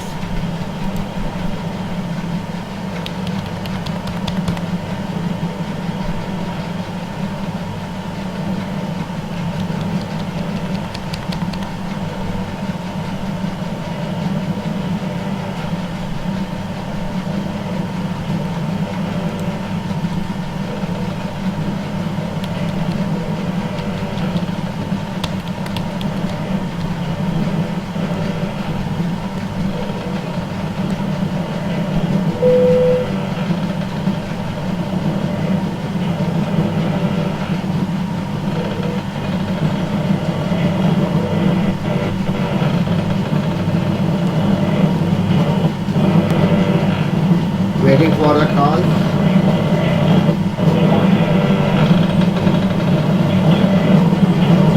Rotate.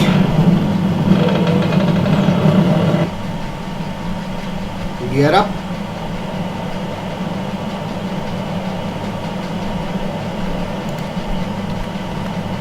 And auto brakes off.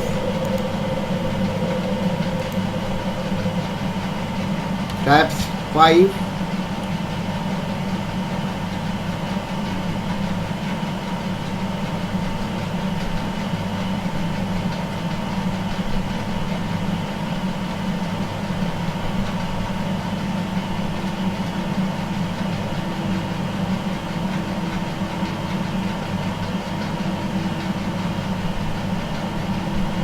Flaps up.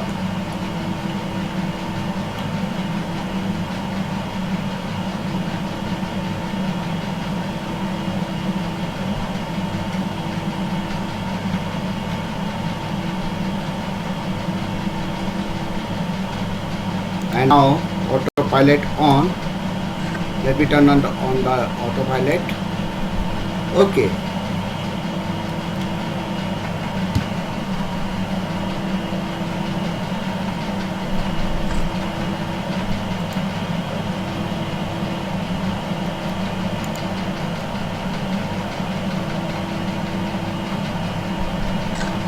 Now I will start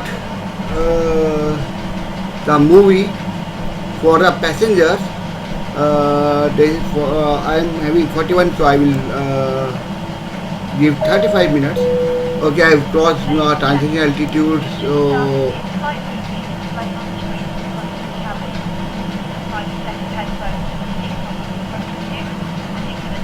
started the movies for the passengers. 35 minutes movie. And now I start serving drinks.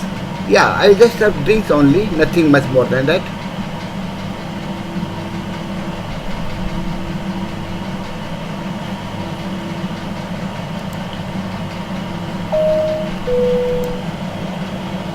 Or you can okay, let me give some sandwiches also. Ladies and gentlemen, we are now serving sandwiches.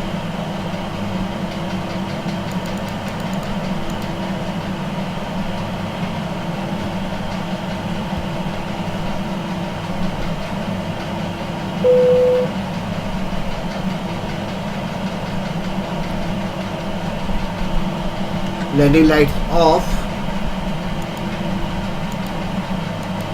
And now I can turn on Ladies and gentlemen, cabin lights and dome lights. all electronic devices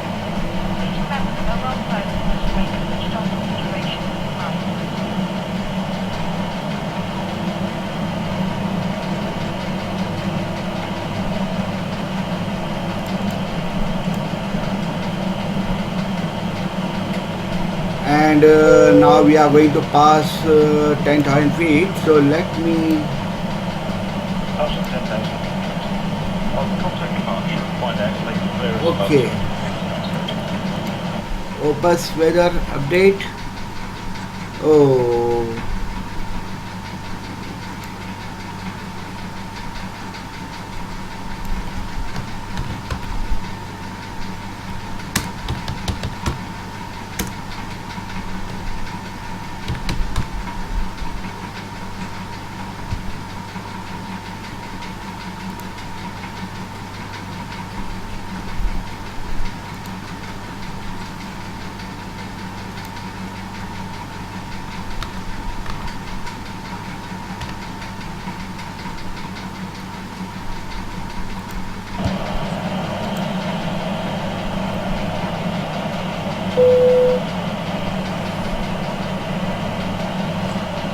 I am using Opus weather engine,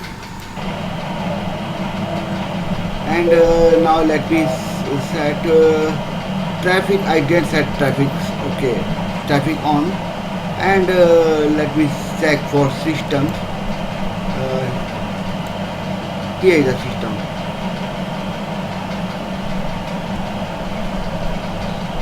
Now I want some information about EHAM.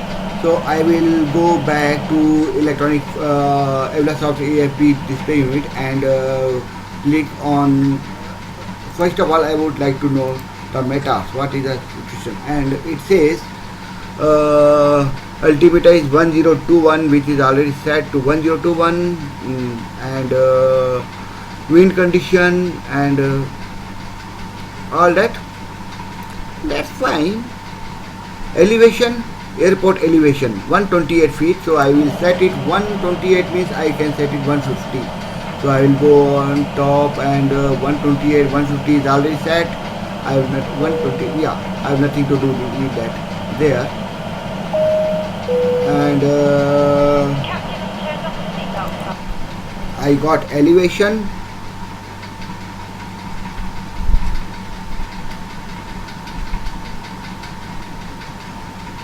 and fine. Then approach. If I click approach, I am getting the localizer frequency 11111 decimal 95, and transition altitude is 3000 feet. Okay.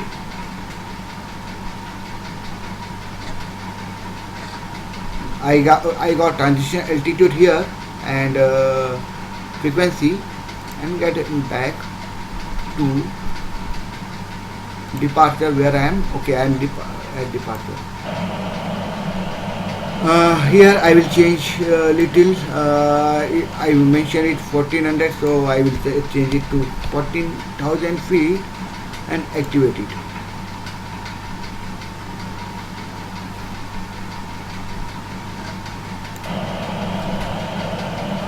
And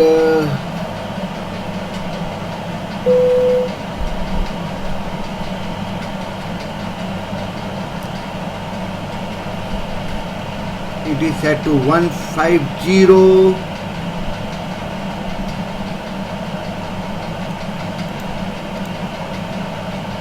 What it is?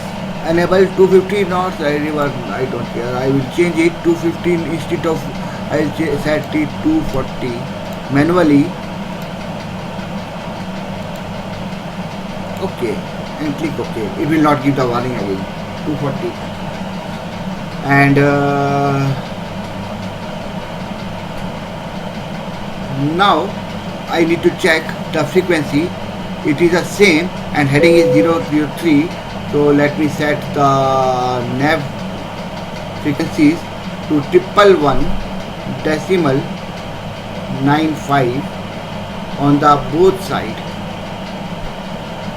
111 decimal 95, and set them to active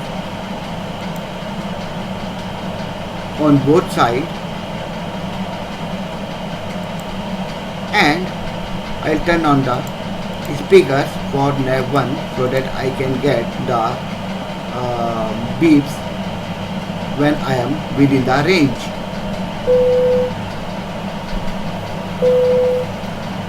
I am almost very close to top of descent here, and soon it will give me FMC. Yeah, here it gave me that reset my altitude, and I'm going to reset it to 3000 feet because at 3000 feet I have to so that I may remember that I have to active my altimeter at 3000 feet.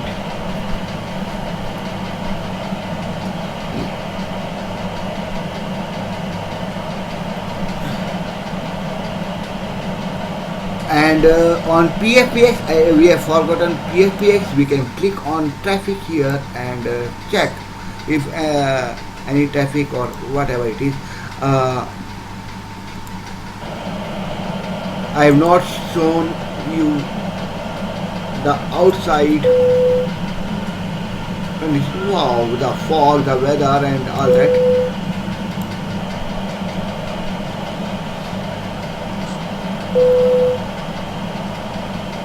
Is it taking to load? I am not sure why it is not showing all that condition here. It should have taken the weather.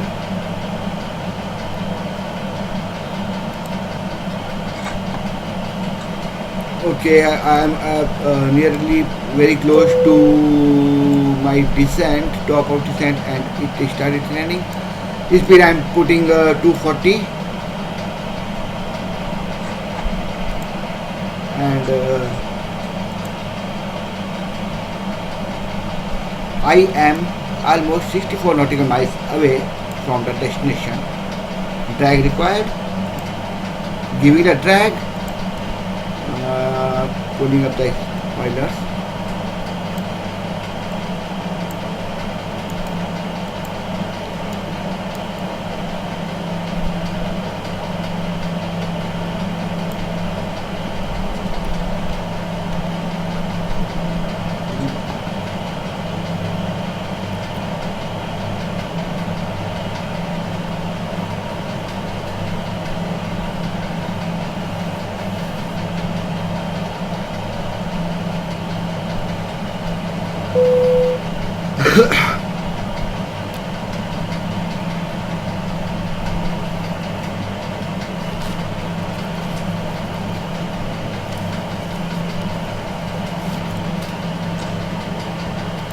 Let me check live, weather live, enable weather updates and enable select updates. What the weather theme close.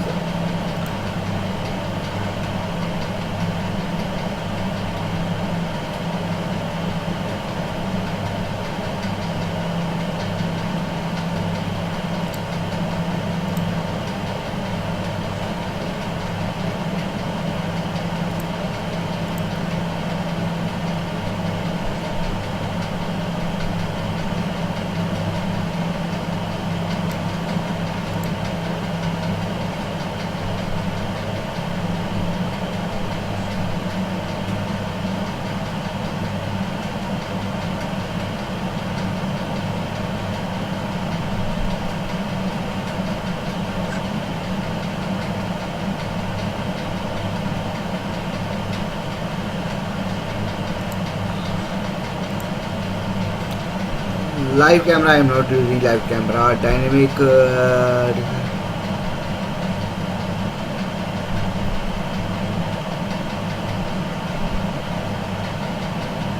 Okay, let it be.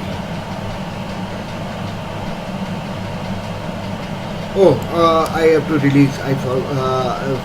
Because of that, I forgot releasing that speed brake.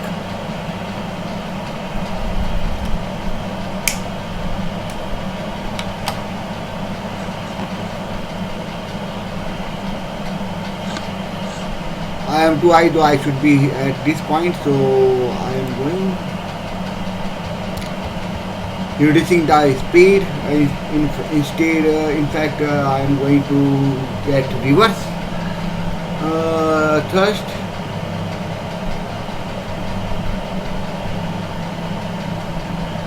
and then I will increase my descent rate. How much nautical miles left? Let me check it out. 48 nautical miles left. And let me check for ATC.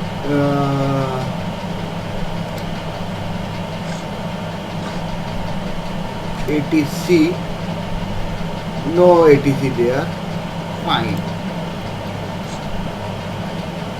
Now let me increase my descent rate.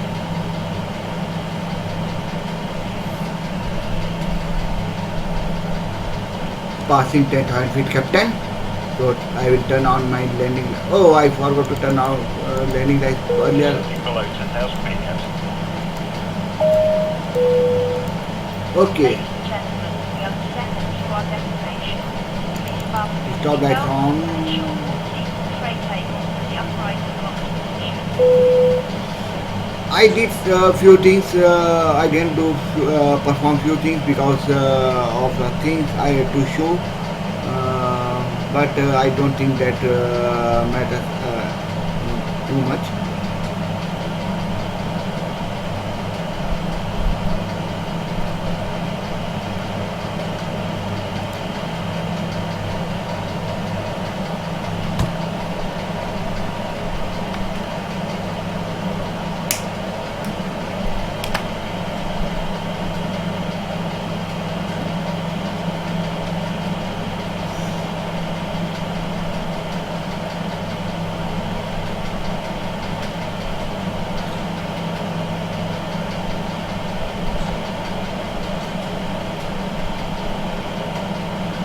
I'm not sure if we are having any traffic or not. Let us check on here. Yeah, we have traffic some, but it is far. I'm not sure if we will be able to see from outside or not. Let us have a look from outside.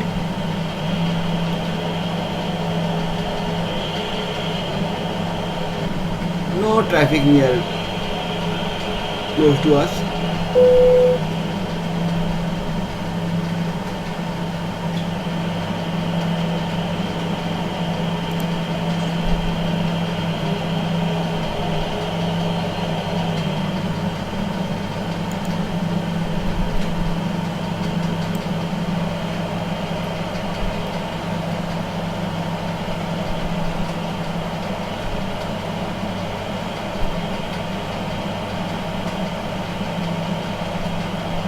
It is saying approach reference. Oh, shut up. How many nautical miles left? 34 nautical miles. I am going to get negative points because they will stop feeding. Giving serving not feeding. I am sorry for that. They will stop serving the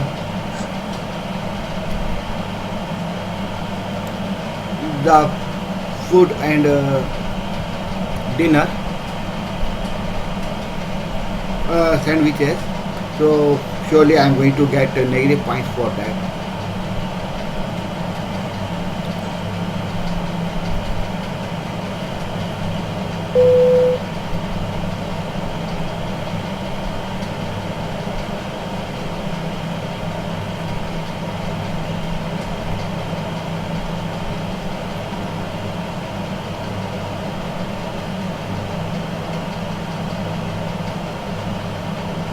Let me check once again. What is what 18R and 18C? Now they have changed. Okay, we have to change our arrival because now arrival is from 18R and 18C. So I am going to check 18C. Okay, I change it to 18C. or I will take 18R, and I am coming from south, so Helen 1, and execute, and approach, select approach, runway 18R, OK, and I have changed the route, so I will click on activate, and now my approach has been changed, so I will select 18R, ILS 18R, and Helen 1, execute, and route,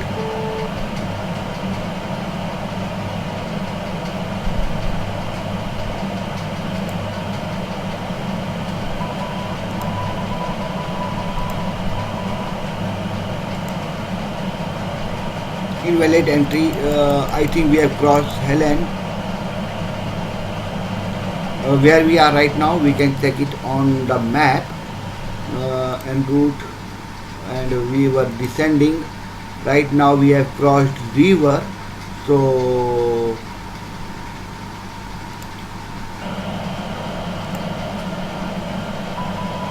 let us take this waypoint and replace it like this and divert the route,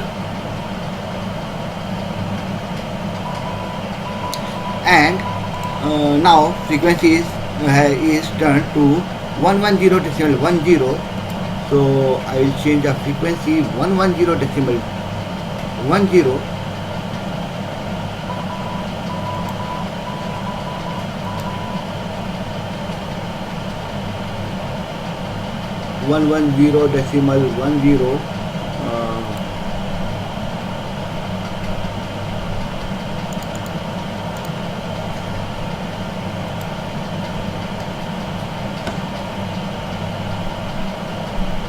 OK, and set it active. Fine.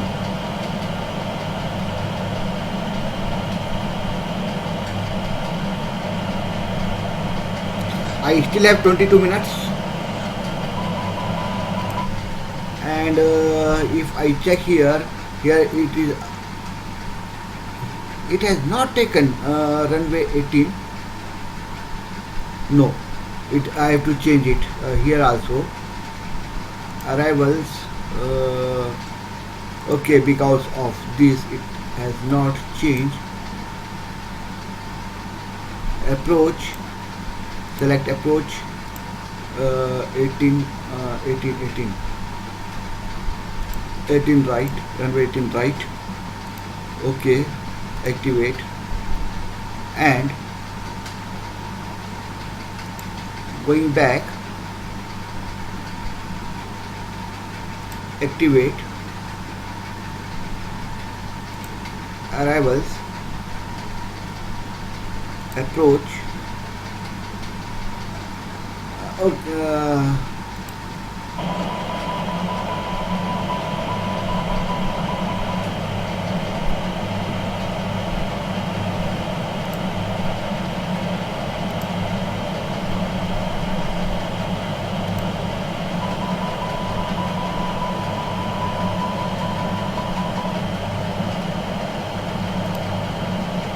there is a some mess. I have to reset it.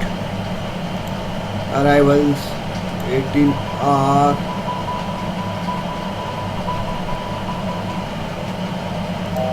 execute,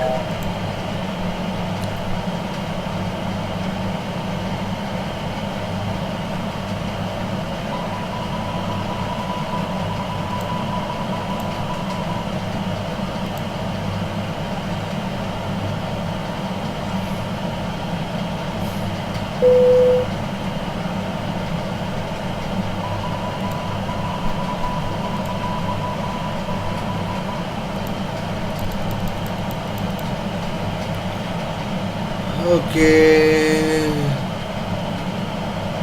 There is a lot of mess.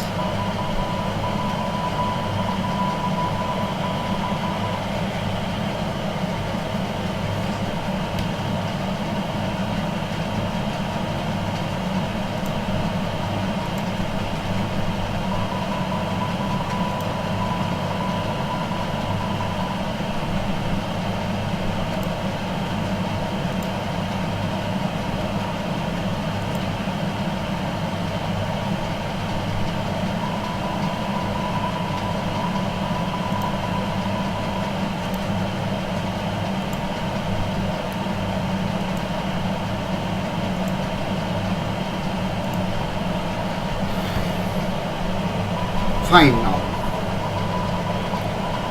Okay, I have reached my transition altitude, and now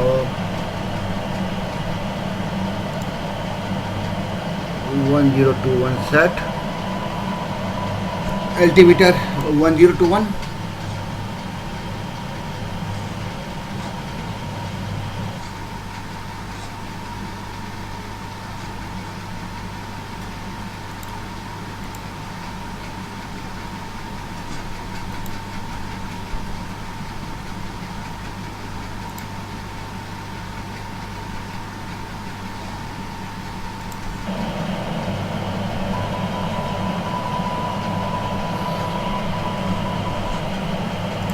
Now let me check the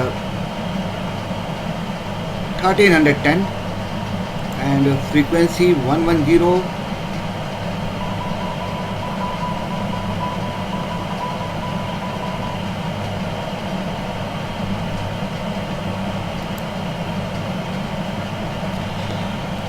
What is the heading? 050, and I have to turn right. Okay, let me get back. We have a traffic.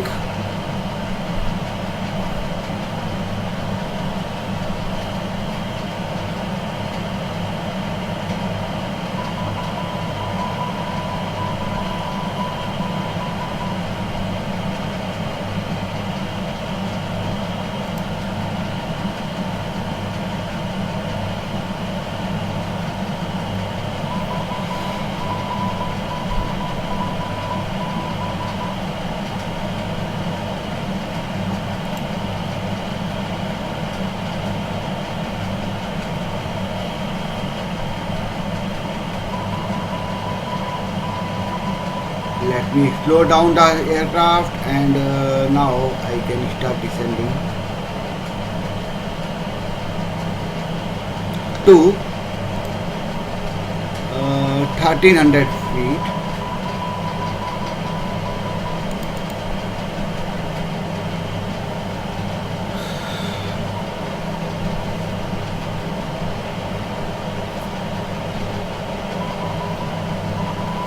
There was a mess, but I 2500.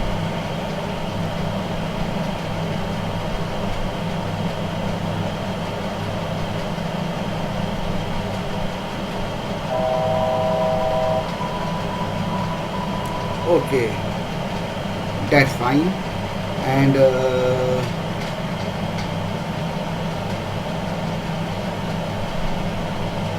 my frame rates are falling down, as you can see. Wow. Let me change the let me do some settings, display settings. Sorry for that mess. Okay, what I have to do is that I will reduce this, I'm not this one. Instead of that, I will reduce mesh complexity, and I'm not sure if I am having no, nothing. I hope and expect that I will get some frame rates back. I am having lot of sheets in that, and my graphic card isn't so good.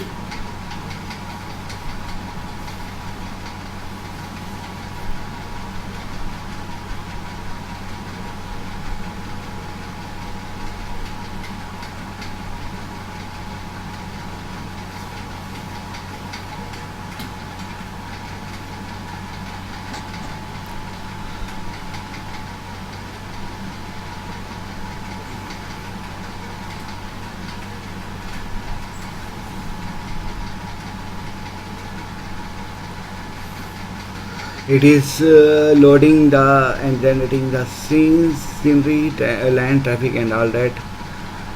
Okay, I hope I will get some better frame rates, and it may not lag.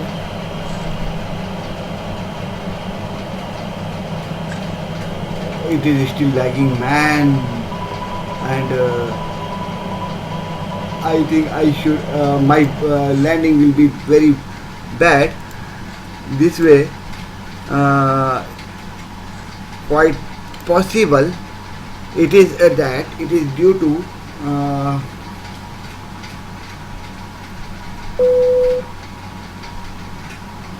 my streaming too. At the same time I'm streaming and all that. Perhaps that could be the reason. I'm having ORBX and lots of things, and I am my graphic card is just GeForce NVIDIA GeForce NVIDIA GT, not even GTX, GT 610. You know that how low it is. That's what graphic card I am using. So that could be okay. Now I regain some that. Okay, there is a traffic on the way. So let me message there.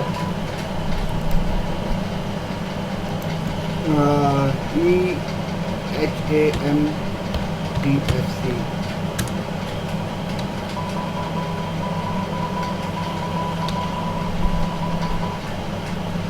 Roach runway 18 right. Okay, I message 18 right, and I have to set the course. Course is 183. So let me. It is south 183.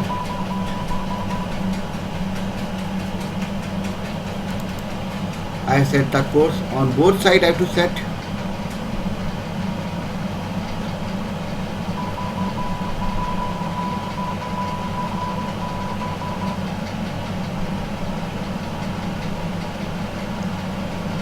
Course set 183.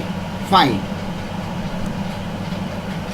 And now I can click on approach. And here also I will click on approach, so that aircraft may turn itself.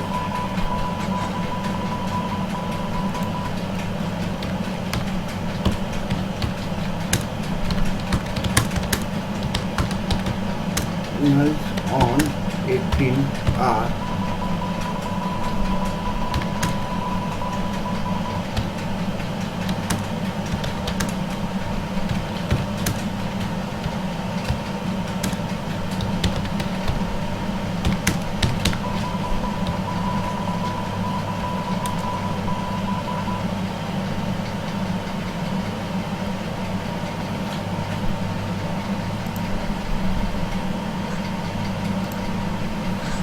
Okay, approach as I approach is 134 knots. Okay,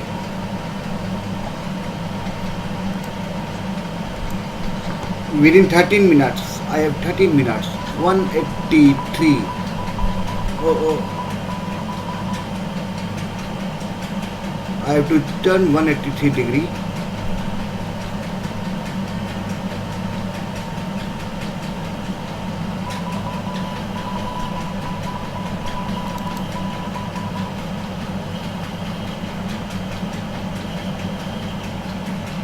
And I will click approach same time.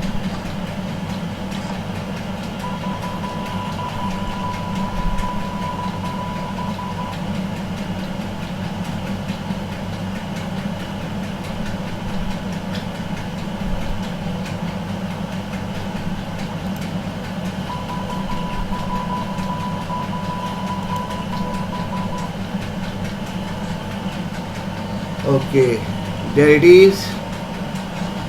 And runway in sight, and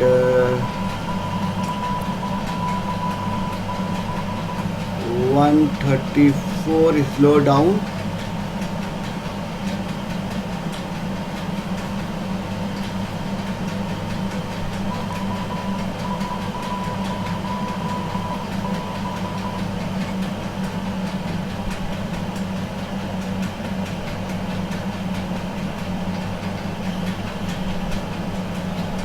Okay, we are on finals. I hope I will be able to do a good landing to okay, auto brakes settings set full.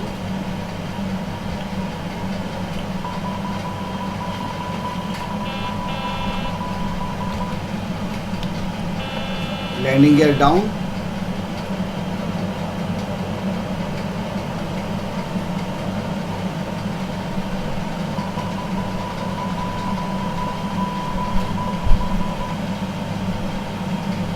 We have crosswind. Wow.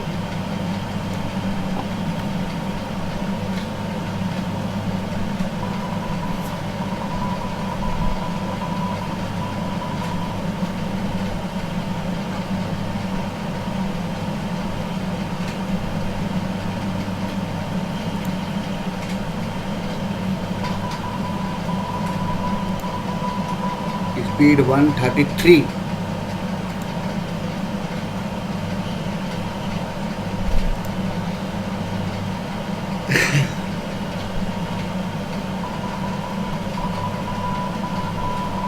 Minutes. Seems good. Everything is looking good.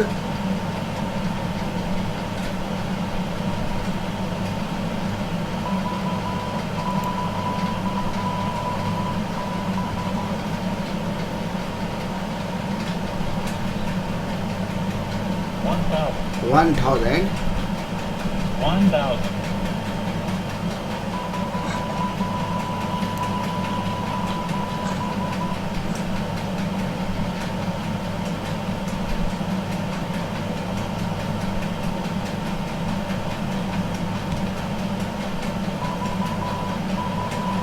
Approaching 1. Auto throttle off.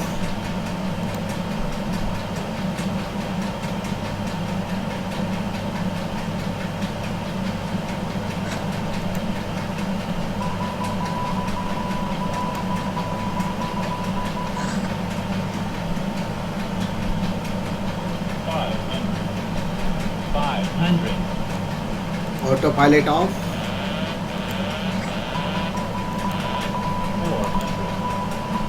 400.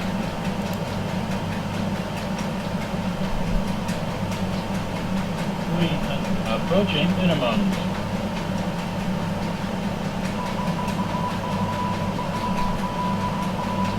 200. Minimum.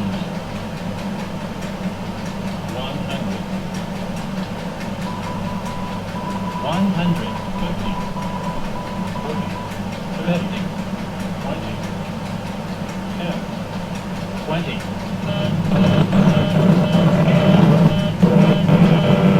Okay, touchdown, and with so much lagging I did the touchdown, though it was not on center line. I was expecting, but because of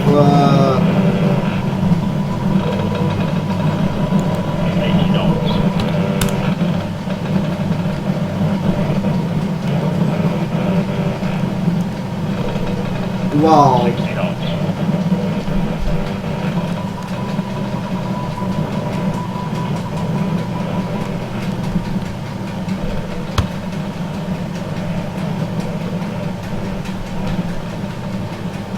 I still have 7 minutes. Please remain seated.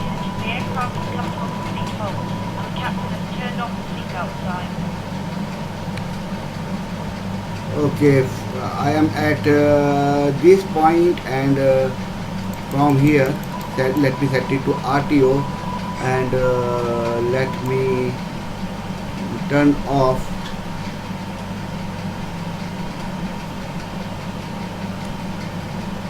And now let me check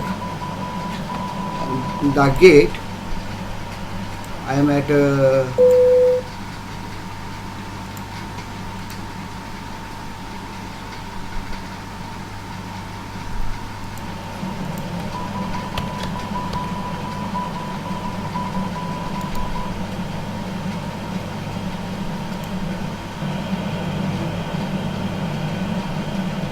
wow.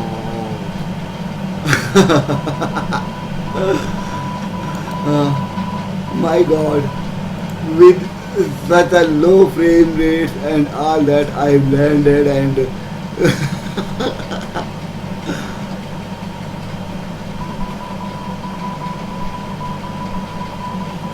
I'm not sure how good the landing was because it was so much lagging, so much you know.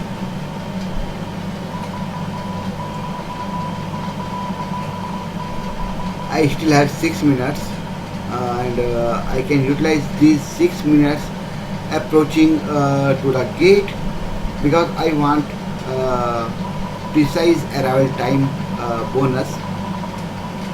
bonus point for my FS passenger.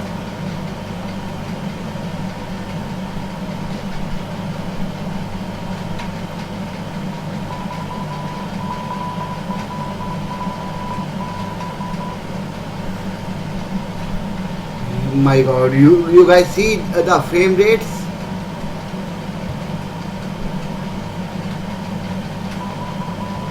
And that too flying manually.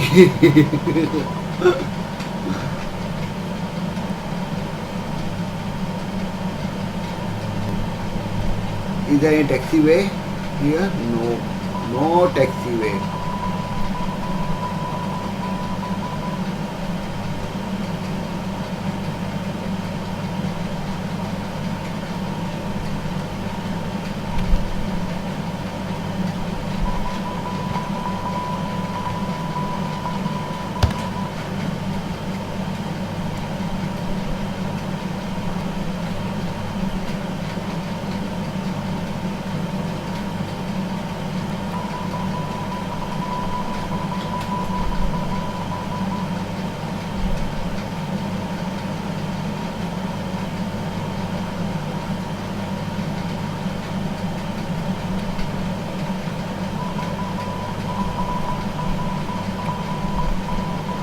Here comes the taxiway and I can take this taxiway. My god, my graphics is also going to mess up.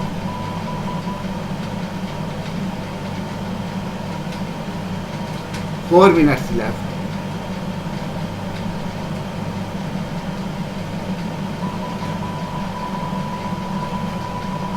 You see my graphics, how it has gone?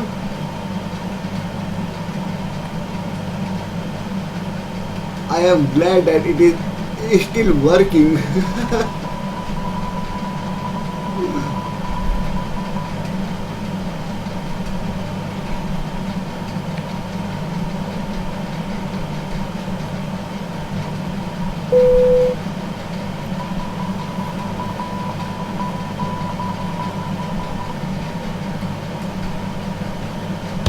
Okay, at this point let me show you something. I am slowing down and if I click on ground from taxiway to current position, you see here it is written current position. From current position, which taxiway I want medium, very close, and click OK and it should show. Now it is all meshed, it is not. Oh, that's my aircraft here.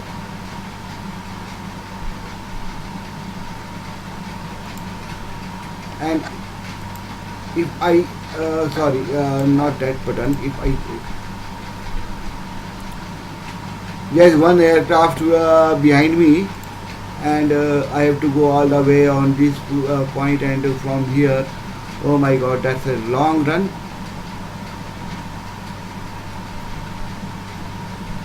And I have allotted, where is one? It would, okay, I don't bother for that right now. I'm just bother about okay, that how I'm going to reach within 2 minutes. I am 1 minute now. Up to the gate. I'm just going straight. I'm not bothering for that software, Aivlasoft. approaching to the gate. I think there is one aircraft following me at behind.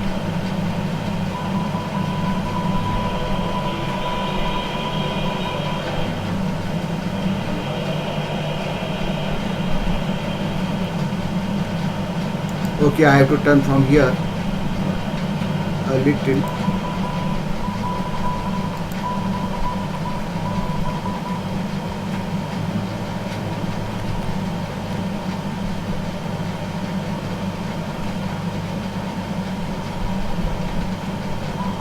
One minute left, my god. I'm just following these green dots to the gate or parking or whatever. It will be closer to me.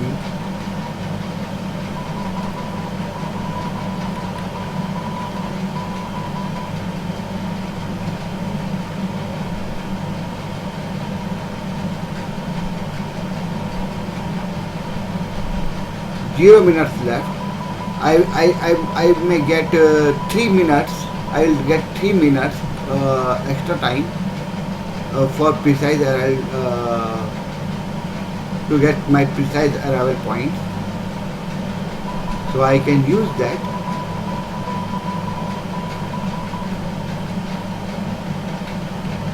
But surely want to get precise arrival time bonus points. So I think I will reach within that time. I hope so.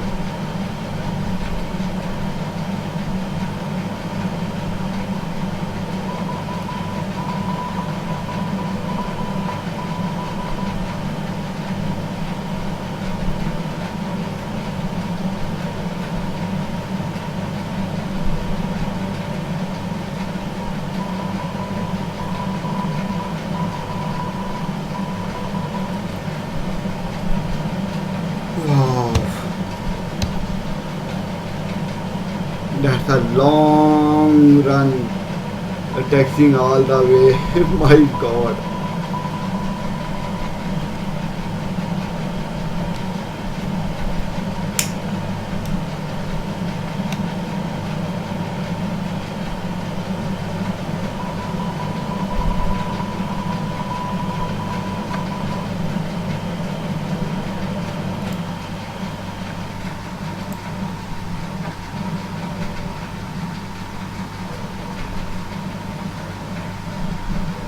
I can cross this.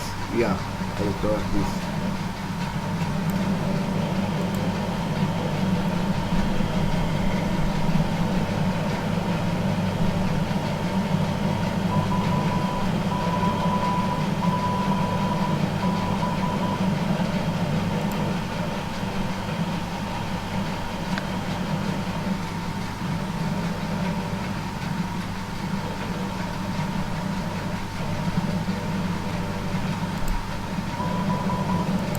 Take little right and then left.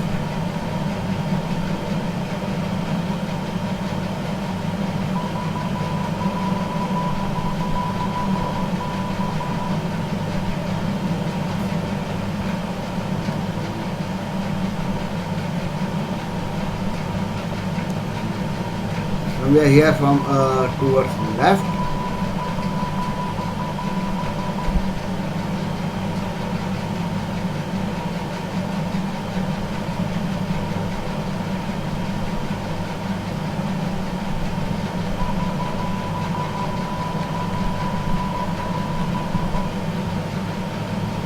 Have I missed? Yeah, I missed that. I need to turn back, otherwise I have to go all the way long back.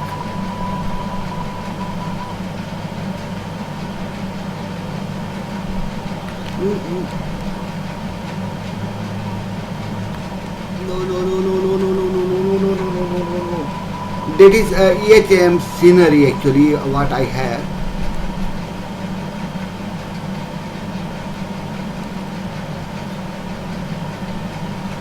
I messed up. I messed up, surely I messed up.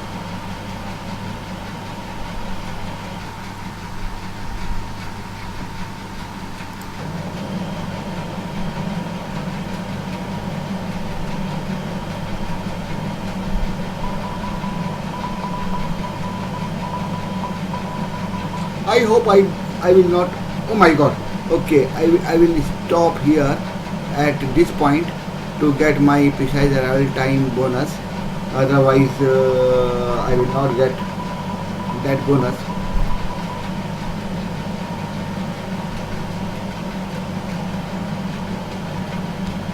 Okay, I am stuck. At this point, I will stop and.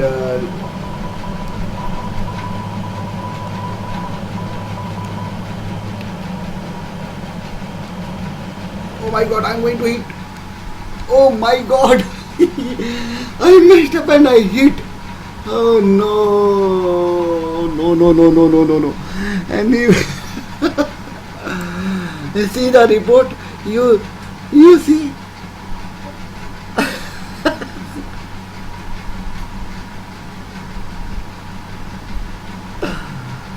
Oh my God.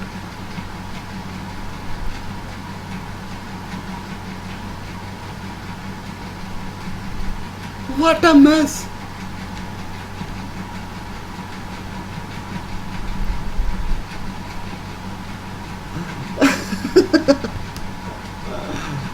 Anyway, I'm not going to the unknowns were failure and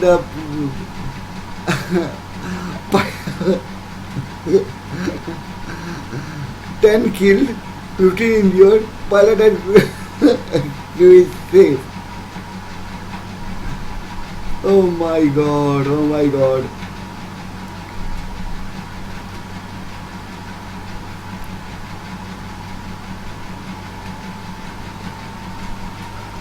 I am surely not going to record this flight, but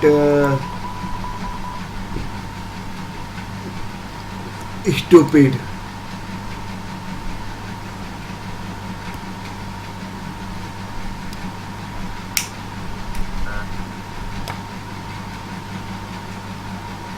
That is something stupid.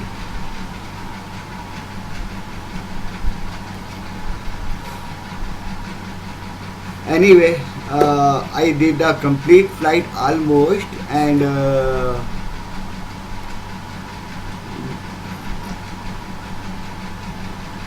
I think I have shown everything. Hope you enjoyed this, and keep watching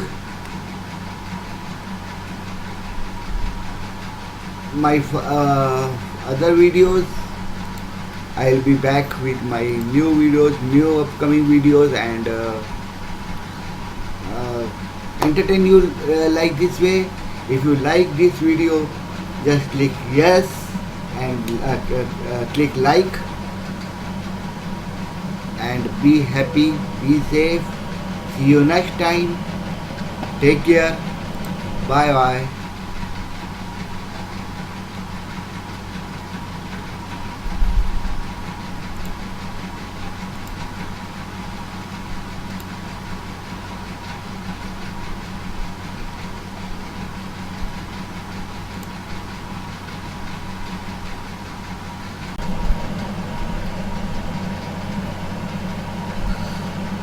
I really messed up now, and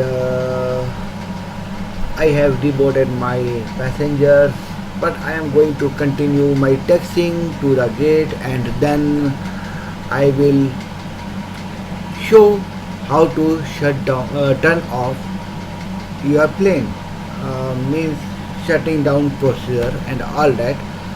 So first I have to come out from this situation. I have even turned in a wrong way, I think so, and if I go more, if I take more, try to take more turns, then I may go off the taxiway and even my plane can crash. So I have to be little tactful at this point, and let me see what I can do at this point. So moving slowly ahead.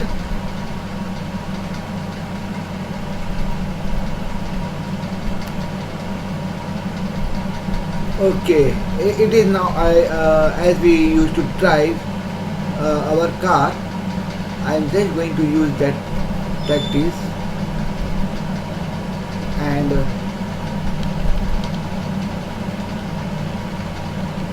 stopping here at this point, and then I am going to get push back.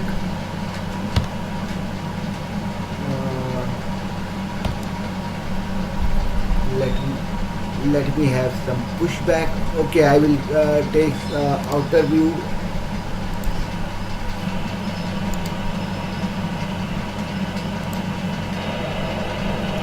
Okay, stop here. I'm not sure how. Oh my god, I was almost at the edge.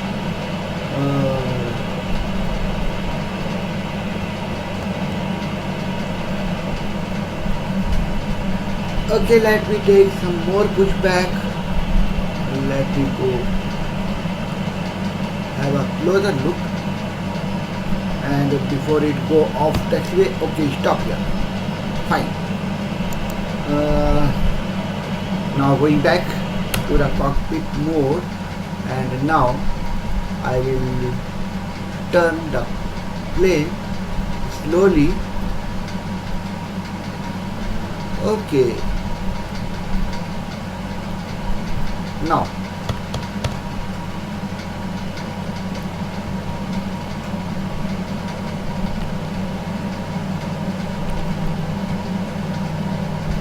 I hope I will not go off taxiway.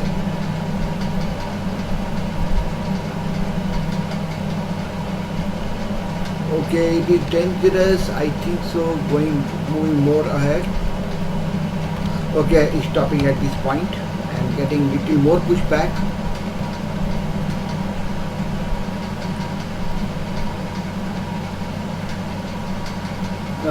I think I can go little more ahead. Let me check. And I am ready. Okay, stop here. Now push back again.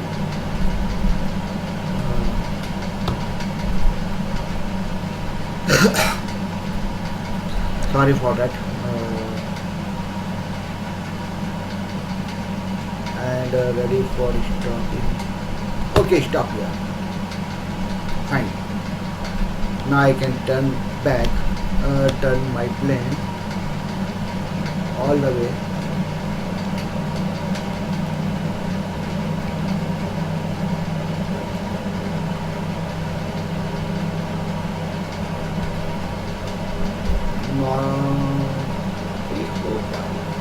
No, it is risky. I'm not going to risk. Okay. Now a little more pushback.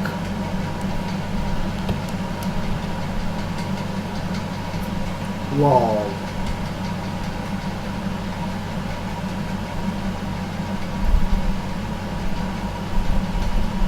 And stop here, and now turn back. Okay, now it will work.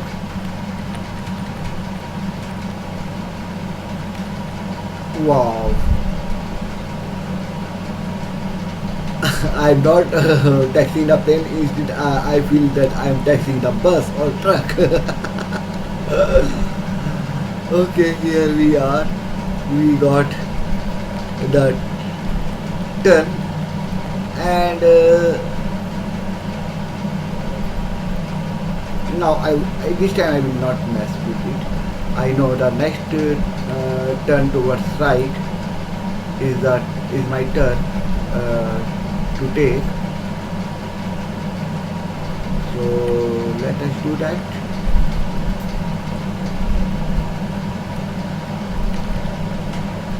Okay, the next turn, very next turn towards the right. It must be coming up. So I will be taxing slow this time. Okay, this is the turn that I missed. So yeah, so I will take this turn.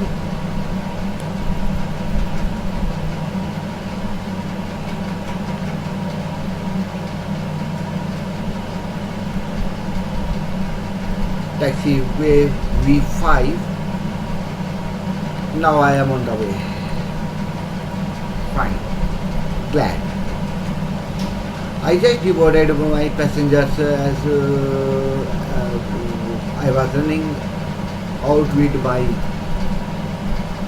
time, and I wasn't wanting to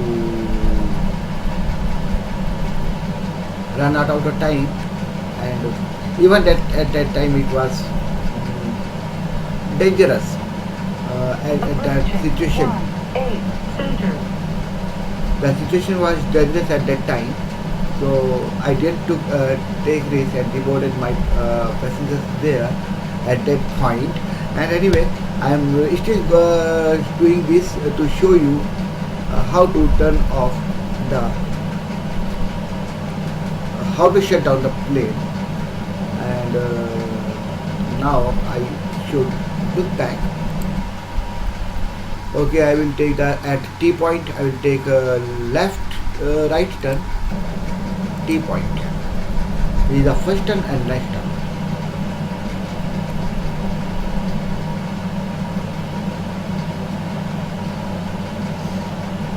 And this is the T point coming up. And from here, I will take right turn.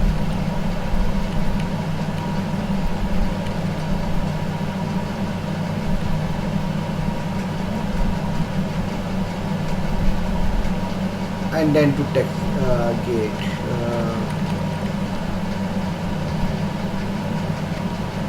My God, now I am more cautious regarding taxi. And let me have a look for a next turn. Okay, first turn, leaving first turn, and then second, from second turn turning right, and then I will take this gate, these gates. Okay.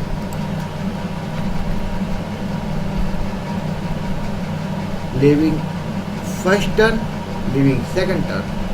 No, turning from second turn towards left.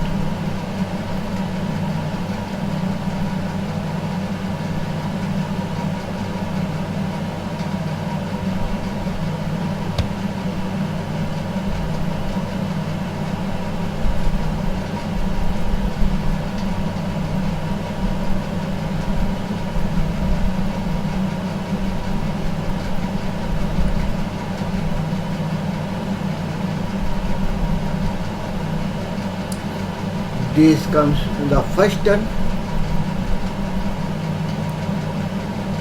and the next turn I have to take left turn. I think this is coming up.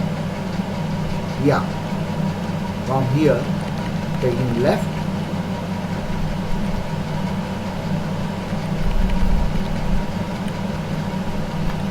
and let us go to the gate. So that is parking area. I am wanting to go to gate actually. So we can have a look back at Aivlasoft display unit to see where we have to. Slowing down before I switch to display unit. Okay, that is it. Yeah, perfect. That is the gate.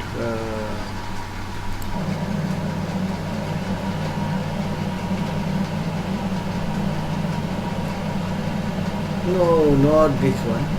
Shall we check for some more? Yeah, leaving this one and taking that next one.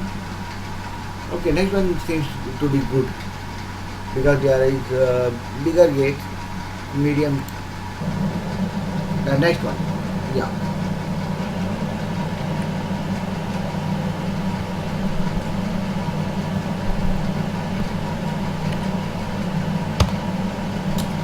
Nice scenery, though.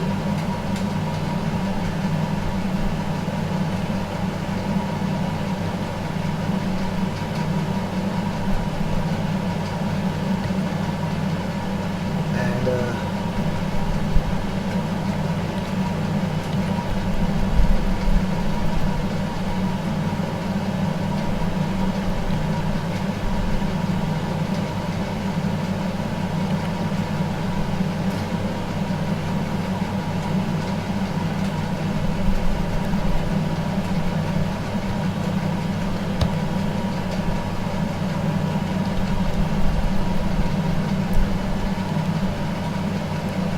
Okay, this is a turn.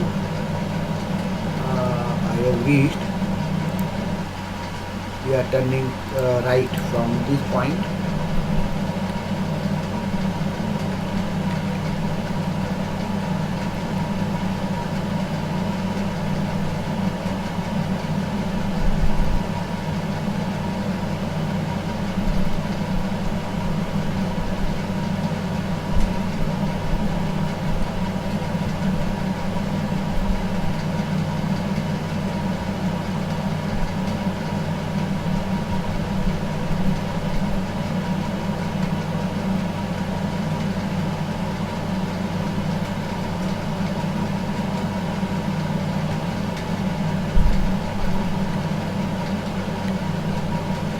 And then shall we have a look back to see which gate should I approach? Okay, I will take a next left turn. Let me turn off the landing lights.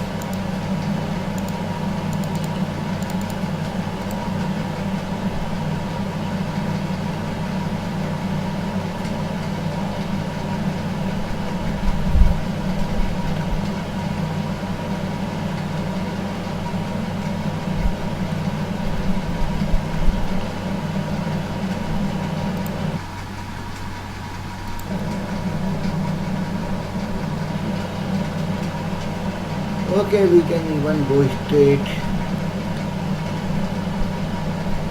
I can't see actually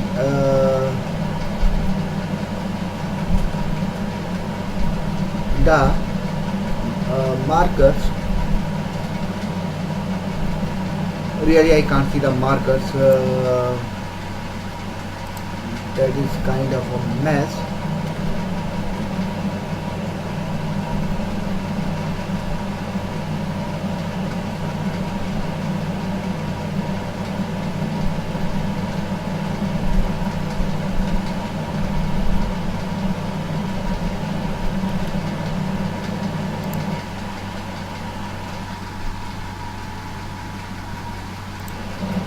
Okay, from this point I will take yeah, this time I see the marker and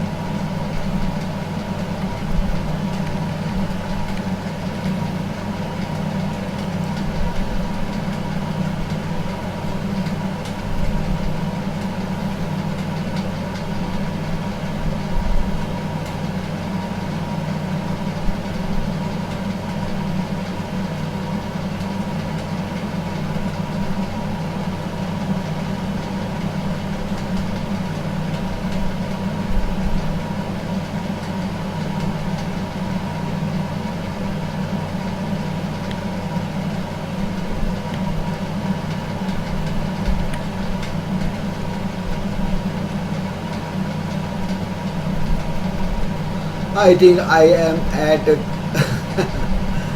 cargo ramp. Okay, let it be. I will board here, deboard here, stop here at cargo ramp. No problem.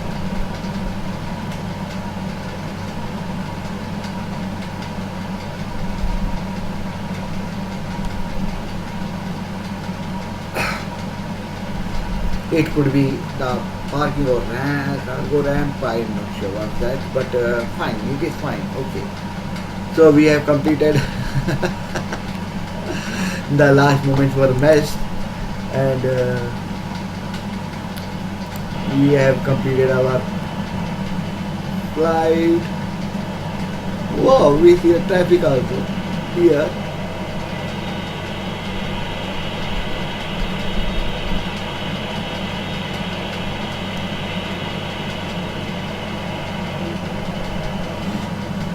Okay, let us deboard here, stop here, and let us finish that rest of the part shutting down. So for shutting down, first of all, how to do shutdown process. First of all, we will start the generator. Going to overhead panel. Uh, First of all, I am going to turn on the generator so that there may be electricity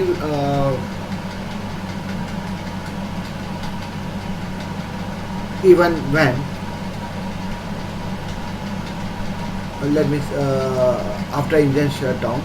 And for that, let me first set it to dim, and let me turn off the taxi lights and landing lights all off, lower lights off, position lights on, anti-collision light on, wing lights off, wheel lights off, and here it is ready to start as the low oil pressure is blown up, highlighted, and rest radio off, of course.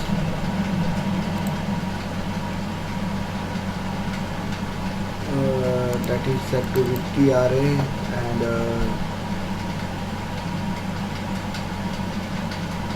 everything is turned on. Further,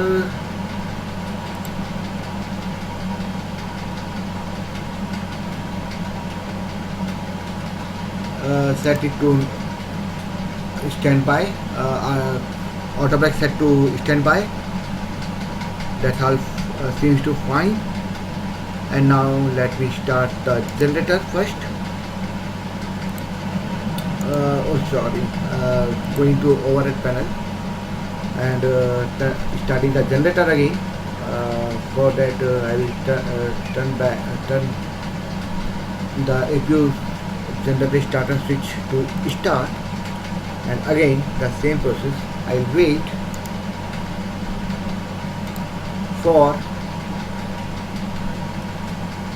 generator of bus light to turn on.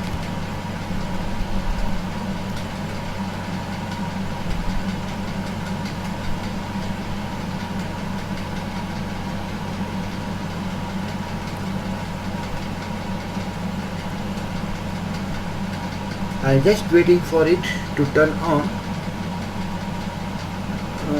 It will turn on when it will reach to 4.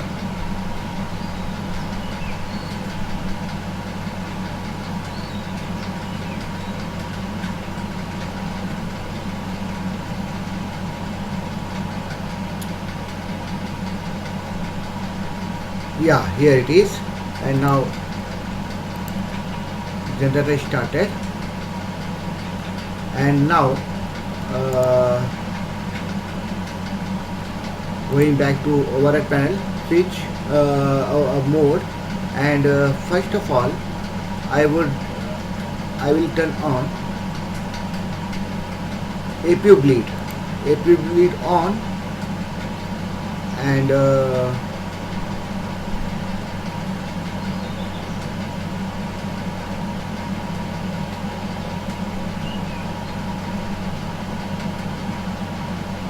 now I will shut down the engines, going back down here, ignoring this, and APU engine shut down. So before that, I have to shut down, turn off engine bleed.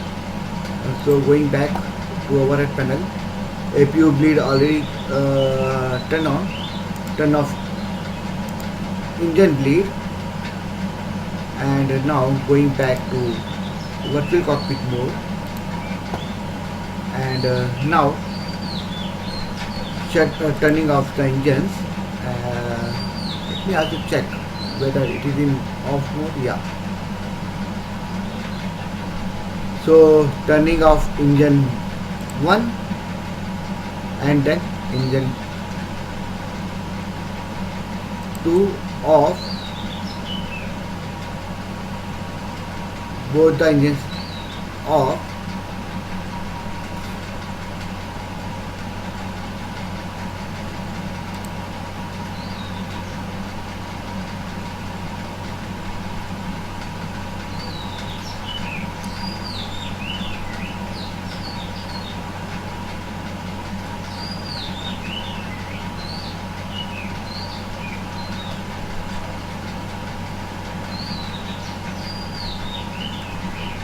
Okay, it is coming down, it will come down, and let us do the rest of the things, going to overhead panel again, and here uh,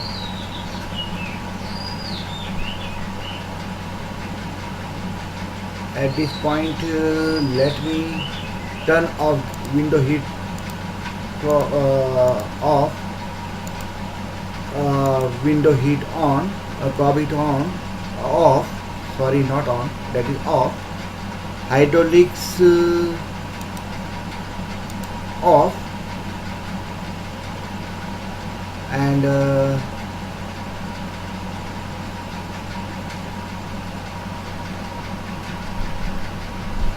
okay,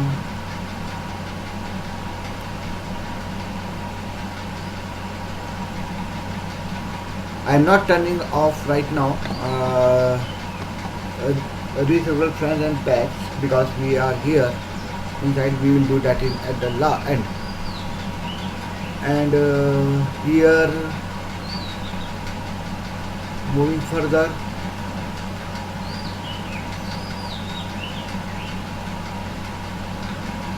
emergency lights off. Let me show you. Okay, before that we'll turn off it later. Yeah, dumper off, fuel pumps off first, fuel pumps off, and now yeah, dumper off,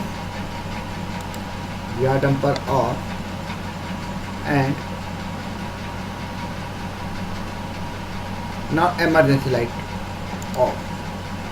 So going back to virtual light, virtual cockpit mode, and here is emergency light, exit light should be turned off,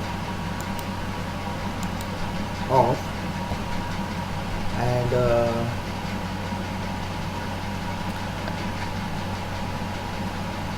now securing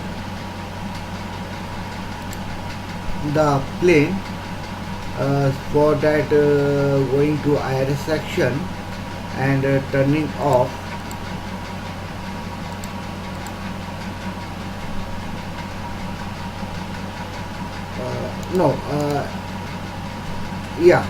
turning off IRS, and in fact I think I believe that it should be first we should turn off the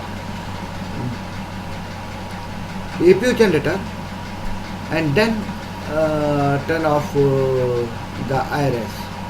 I think so, so I am keeping it as it is, not turning it off, and now turning off the APU generator.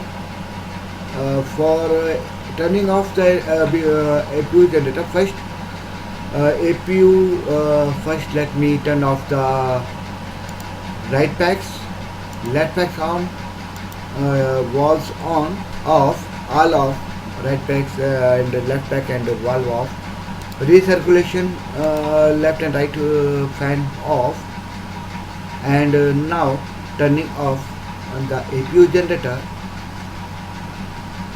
and that will, oh, I forgot to turn off the battery, this down white off, and now turning off the IRS, and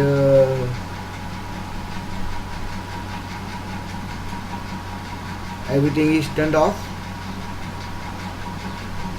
Yeah, I is off, everything is off, and now turning off the battery I'm going to a battery section here and open it and turn this knob off. I think you can be able to see this knob and electricity off, and our plane is secured, turned off and secured. That's all about shutting off the aircraft. That is aircraft turn off procedure. That's all about it, and thank you for watching my this long flight video, everything, and have a nice time. Keep watching my other videos, upcoming videos, and enjoy your flights. Just be safe and be happy. Take care. Goodbye. See you next time.